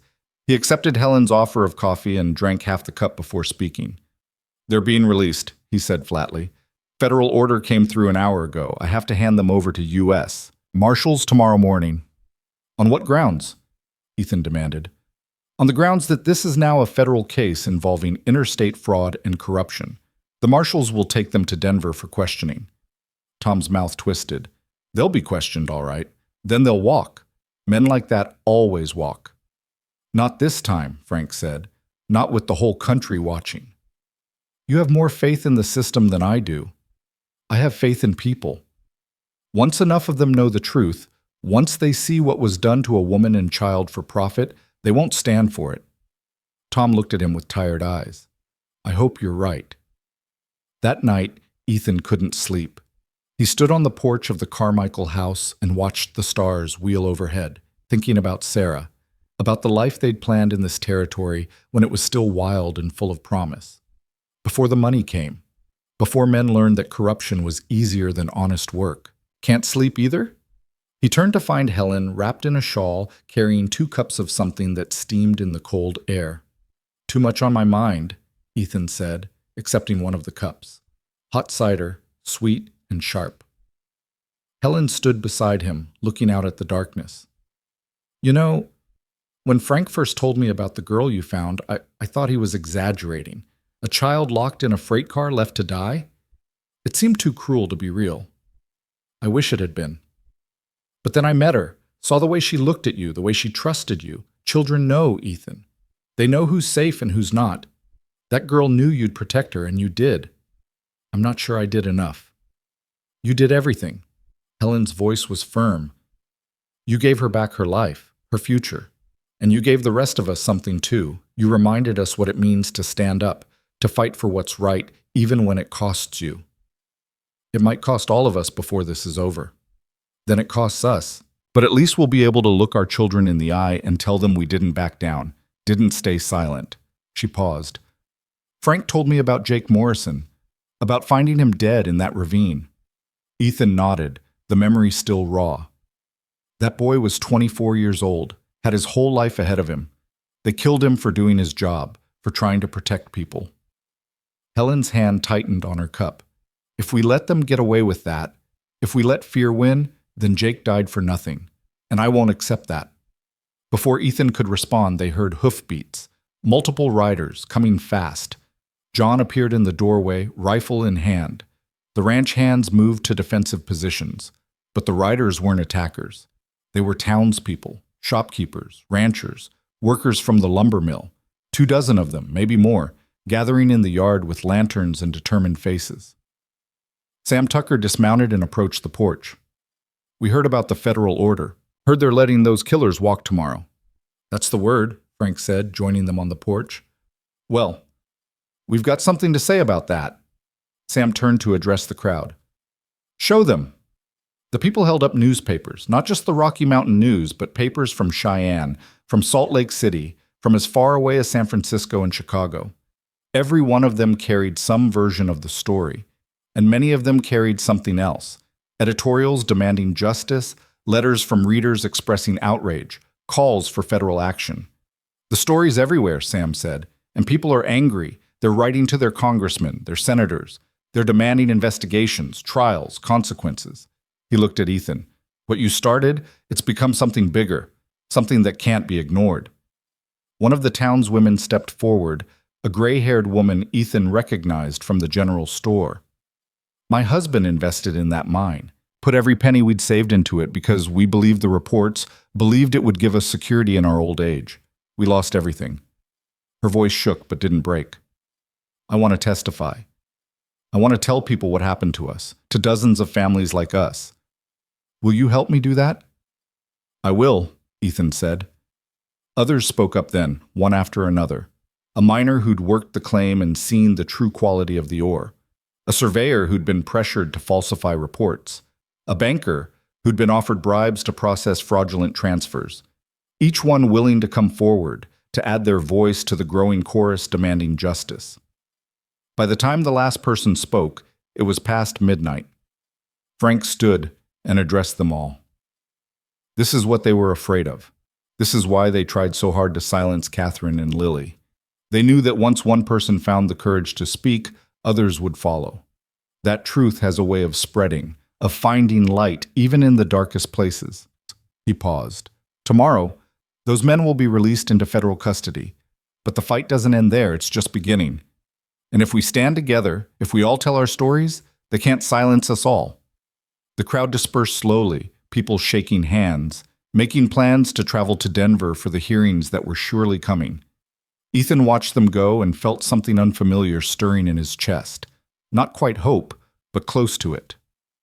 The next morning, Ethan rode into Bitter Creek with Frank and John. The street was lined with people, silent witnesses to what was about to happen.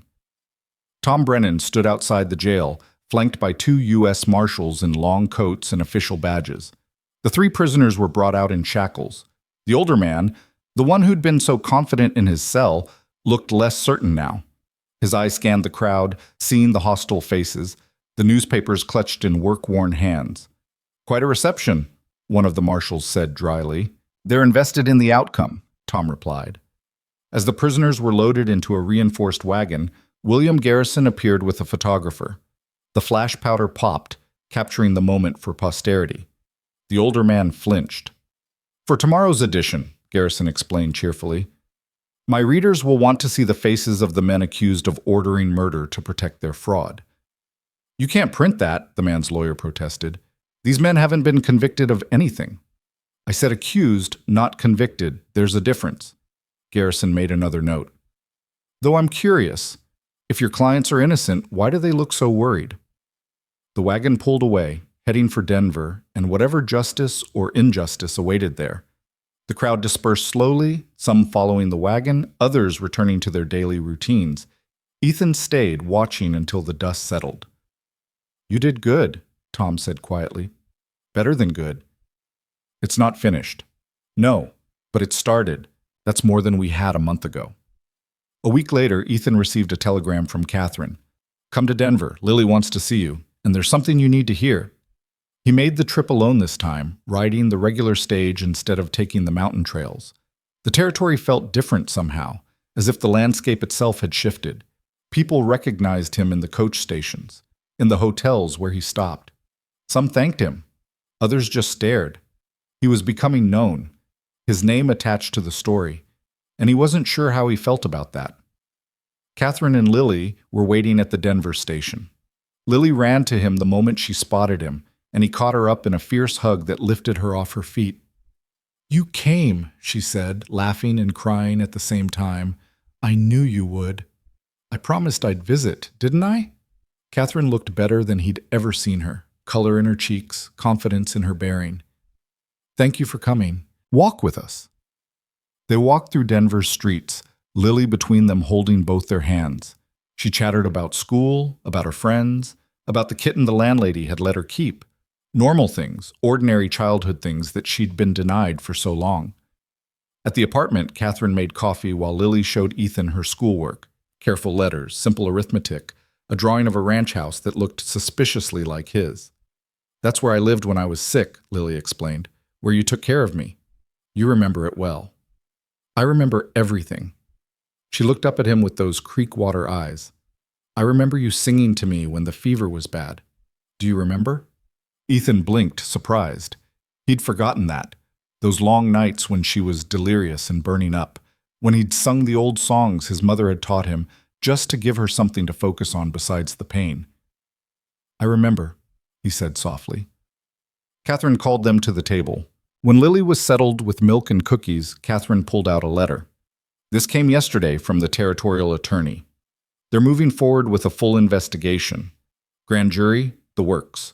They want testimony from everyone involved. Me, you, Tom, the townspeople who came forward. They're building a case not just against the hired killers, but against the company executives who ordered the fraud." "That's good news." "It is, but there's more." Catherine hesitated.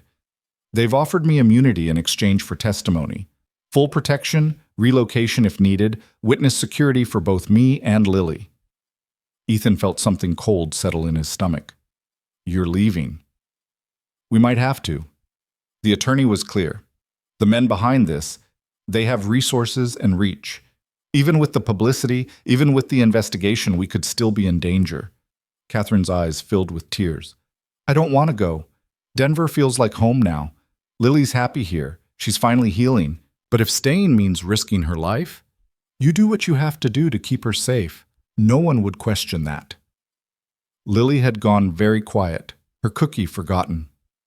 "I don't want to leave. I don't want to go somewhere where Ethan can't find us." "Oh, sweetheart," Catherine pulled her close. "Ethan will always be able to find us, no matter where we go."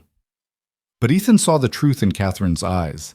Witness protection meant new names, new identities, a complete break from the past. If they went into that program, he might never see Lily again. The thought was like a knife to the chest, sharp and unexpected. He told himself he was prepared for her to move on, to have a life that didn't include him. But the reality of losing her completely, of never knowing if she was safe or happy or even alive, that was something else entirely. "When do you have to decide?" he asked. 2 weeks, after the grand jury hearing. Catherine wiped her eyes. "I'm sorry, Ethan. I know this isn't what you want to hear." "What I want doesn't matter.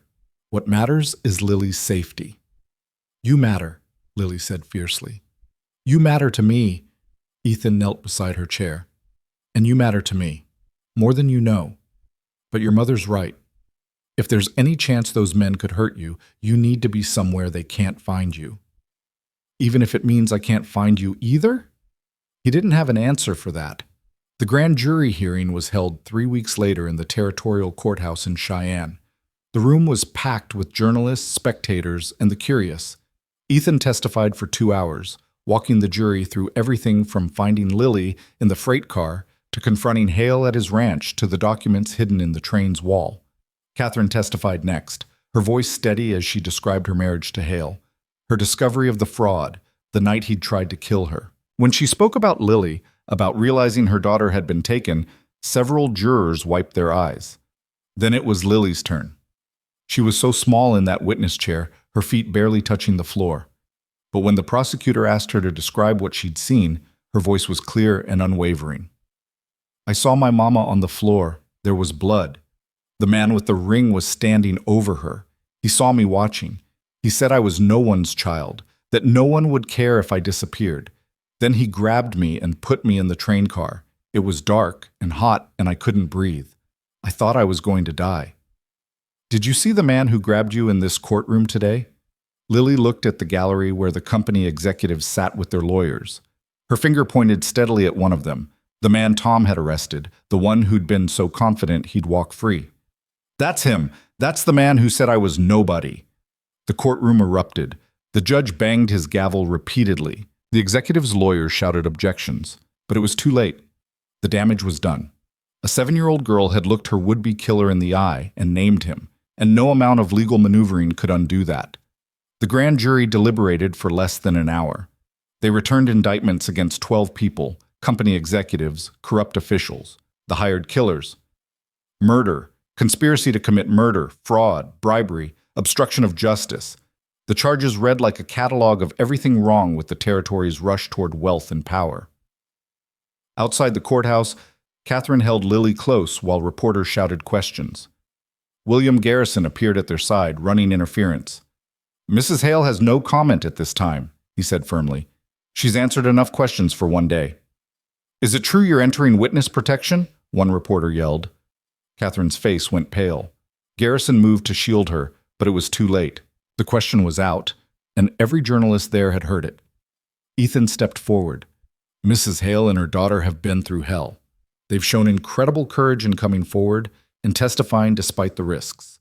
Whatever decisions they make about their safety are their own business, and I'll ask you to respect that. A reporter he recognized from the Denver papers spoke up. Mr. Cole, is it true the child calls you Papa? No, her mother is Catherine Hale. I'm just a man who helped when help was needed. But you've become attached to her. You've fought to keep her safe. Ethan looked at Lily, at her pale face and frightened eyes. Anyone would have done the same. But not everyone did. You did. Why? The question hung in the air. Around them, the crowd had gone quiet, waiting for his answer. Even the other reporters had stopped shouting, sensing something important. Because she was worth saving, Ethan said simply. Because every child is worth saving. Because the day we stop caring what happens to the helpless and the hurt is the day we stop being human. That quote made the front page of every major newspaper in the territory. Within days, it had spread to the national press. Ethan Cole, the reluctant hero, the widowed rancher who'd risked everything for a child who wasn't his. The story took on a life of its own, bigger than the facts, shaped by sentiment and the public's hunger for heroes in a cynical age. Ethan hated it. He returned to Bitter Creek and tried to disappear back into the rhythms of ranch work. But people wouldn't let him. They stopped him in town to shake his hand, to thank him, to tell him their own stories of children saved or lost. He became a symbol of something he didn't fully understand, a reminder that one person's choice could matter. The trial began in January, as winter locked the high country in ice and snow. Ethan traveled back and forth to Cheyenne, testifying again and again. The prosecution built their case methodically, document by document, witness by witness.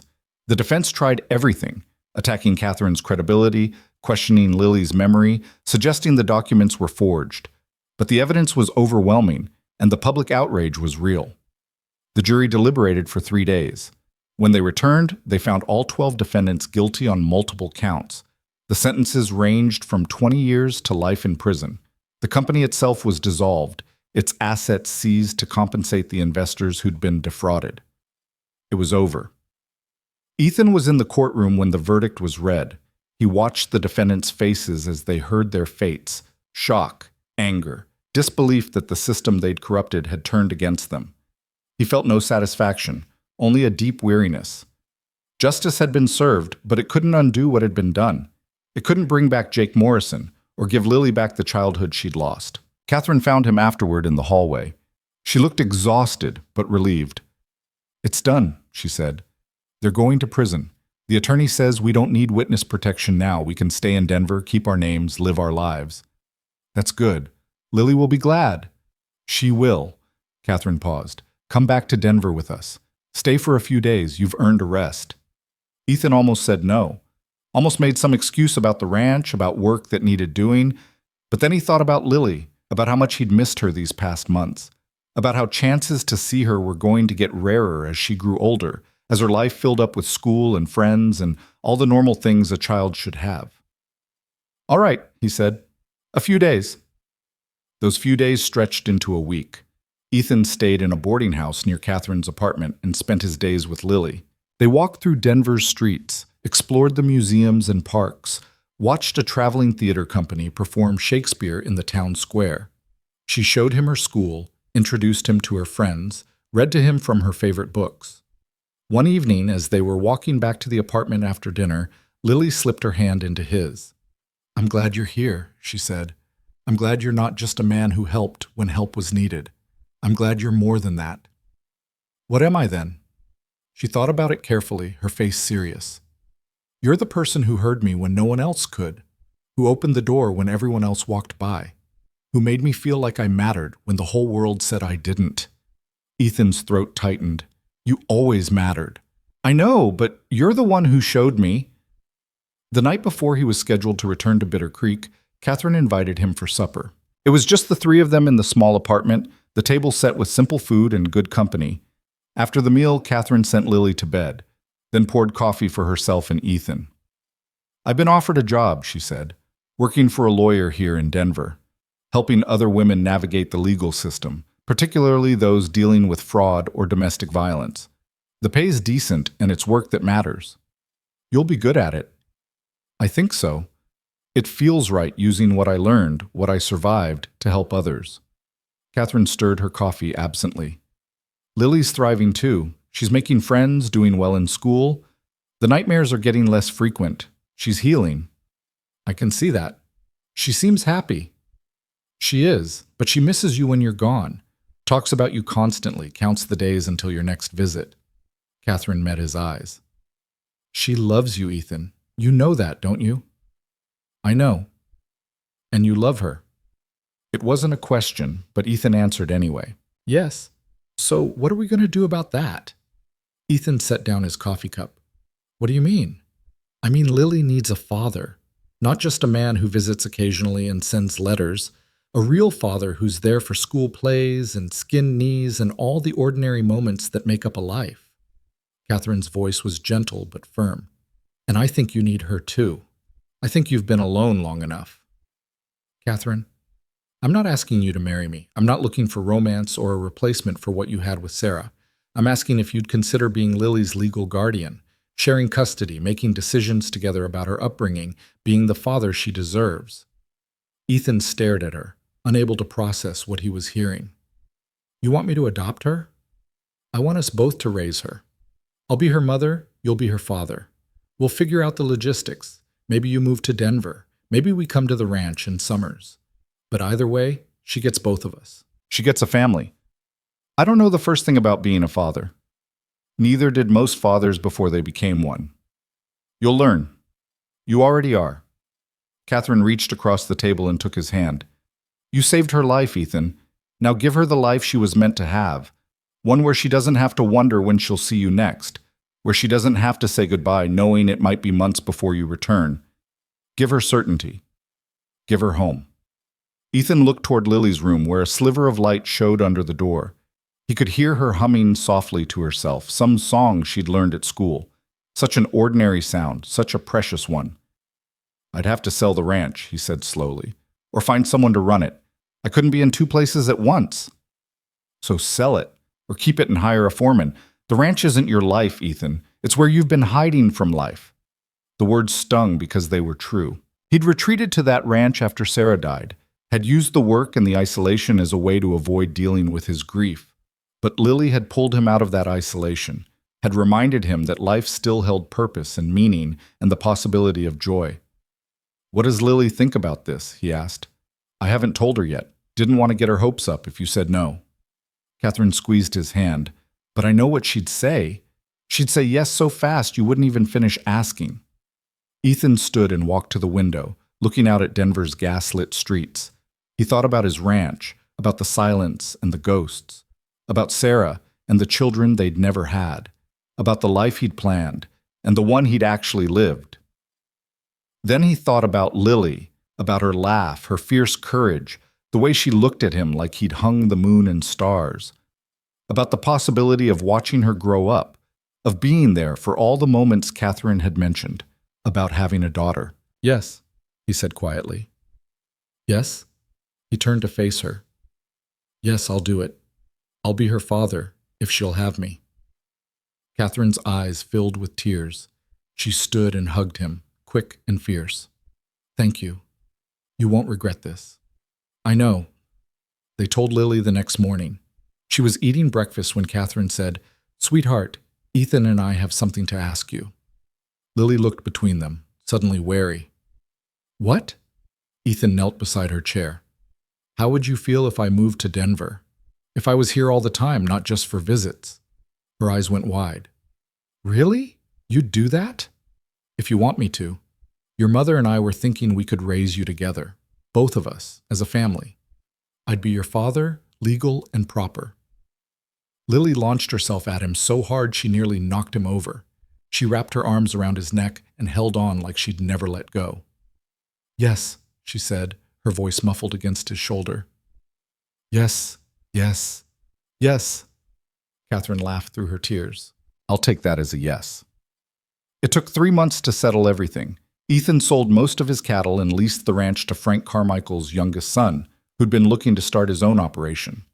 He packed up what mattered: Sarah's quilt, his books, a few pieces of furniture, and left the rest. The ranch house would be lived in again, filled with a young family's noise and energy.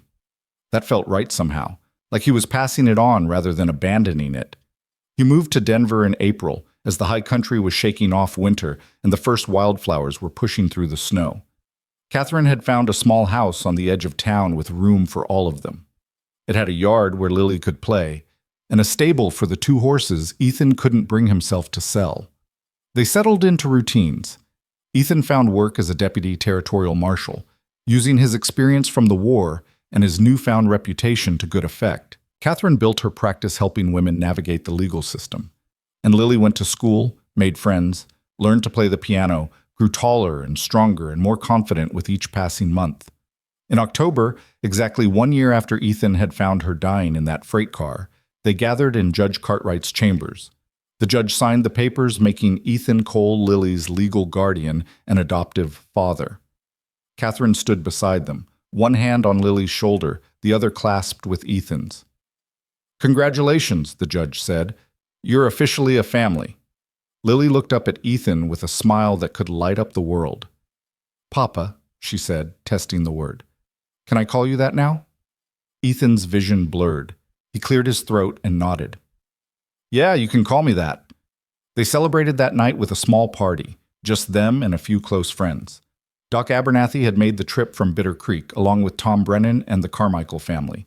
They ate cake and told stories and toasted to new beginnings. Later, after everyone had gone home, Ethan sat on the porch and watched the stars come out. Catherine joined him, wrapping a shawl around her shoulders against the autumn chill. "Thank you," she said, "for choosing this, for choosing us." "I should be thanking you. You gave me back something I thought I'd lost." "What's that?" "A reason to get up in the morning, a reason to hope." Ethan paused. "Sarah and I, we wanted children, tried for years. It never happened. After she died, I thought that door was closed forever. And now? Now I have a daughter. Maybe not the way I imagined, maybe not through the usual path, but she's mine and I'm hers. And that's enough, more than enough." Catherine rested her head on his shoulder. They sat in comfortable silence, listening to the sounds of Denver settling down for the night. Inside, they could hear Lily singing to herself as she got ready for bed. "She's going to do extraordinary things," Catherine said softly. "Our girl. She's already survived more than most people face in a lifetime. Imagine what she'll do when she's grown, when she takes all that strength and courage and turns it toward changing the world." "I don't have to imagine. I'll be there to see it." And he was. He was there when Lily graduated from school at the top of her class. When she decided she wanted to become a lawyer like her mother, wanted to help people who had no voice and no power. When she was accepted to the Territorial University, one of the first women admitted to their law program. He was there through the hard times too, through the nightmares that never fully went away, through the days when the memories came flooding back and she had to remember how to breathe through the fear, through the moments when she doubted herself, when the weight of what she'd survived seemed too heavy to carry. "You're the strongest person I know," Ethan told her once when she was 16 and struggling with whether to testify at yet another trial involving the mining company's remaining associates. "You were strong at 7, and you're strong now. Whatever you decide, I'm proud of you." She testified and helped put 3 more men in prison. Years later, when Lily was 25 and practicing law in Denver, helping victims of fraud and corruption seek justice, she stood with Ethan at the dedication of a new courthouse. The building was named after Judge Cartwright, who'd passed away the previous winter, but there was a plaque in the lobby that told a different story. It described how one child's courage had helped expose systemic corruption, how her testimony had led to reforms in mining regulation and investor protection across the territory. "They should have named it after you," Ethan said, reading the plaque. "No," Lily said firmly. "They should have named it after you. You're the one who started all this. If you'd walked past that freight car, if you'd ignored the sound, I couldn't have ignored it. Not once I heard you.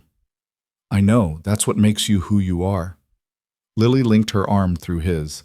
"You know what I remember most about that day? Not the heat or the fear or thinking I was going to die. I remember the moment the door opened and light came flooding in. I remember your voice telling me I was going to be all right. I remember believing you. You trusted easily for someone who'd been through what you had. I trusted you because you were trustworthy. Children know the difference." She paused. "I've spent my whole career trying to be like you, trying to be someone who opens doors when everyone else walks past, someone who hears the voices no one else bothers to listen to. You've done more than I ever did. I've built on what you started. That's how it's supposed to work. We stand on each other's shoulders, lifting each other higher." Lily smiled. "And someday, when I have children of my own, I'll teach them the same lesson you taught me, that every person matters, that no one is nobody, that the measure of a life isn't in what you accumulate, but in who you help along the way." Ethan looked at his daughter, not by blood, but by choice, by the kind of love that transcends genetics and legal documents. She'd grown into a remarkable woman, fierce and compassionate and utterly unwilling to accept injustice. She fought for the powerless with the same determination she'd shown at 7 years old, naming her would-be killer in a courtroom full of people. "Your mother would be proud," he said. "So proud." "She is. She told me so last week." Lily's eyes twinkled. "Though she also said I worked too hard and should take a vacation. Sound familiar?" "Your mother's a wise woman." They walked out of the courthouse together into the bright Denver afternoon. Around them, the city hummed with life and possibility. Somewhere in that crowd were people struggling with problems that seemed insurmountable, facing injustices that seemed too big to fight. But there were also people like Lily, like Catherine, like all the others who'd found the courage to stand up and speak truth. The door Ethan had opened that blazing summer day had led to more than just one child's rescue. It had led to reform, to justice, to a reminder that ordinary people could stand against corruption and win. Not always, and not easily. But sometimes, and sometimes was enough to keep fighting. "Papa," Lily said as they reached the street. "Thank you." "For what?" "For not walking past. For hearing me when I called. For choosing to be my father when you could have just been a stranger who helped once and moved on." She hugged him tight.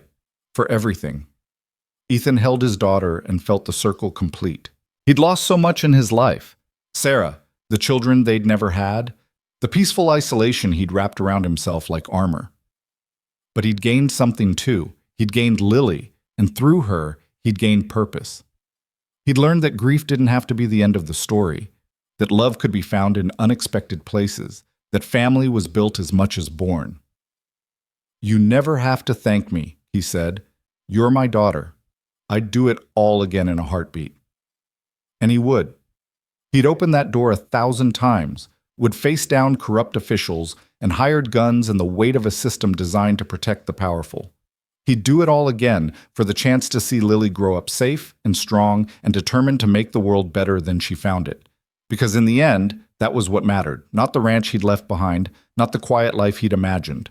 What mattered was that he'd heard a dying child's cough on a summer afternoon and made the choice to care. That choice had changed everything, had saved Lily's life, had exposed corruption, had reminded a cynical territory that individual actions still held meaning. They walked home together through the Denver streets, father and daughter, their shadows long in the afternoon sun.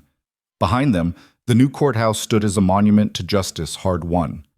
Ahead of them, the future stretched out full of possibility and promise. Somewhere in the high country, aspens were turning gold against the dark pine. A freight train was pulling into a station, its whistle echoing across empty plains.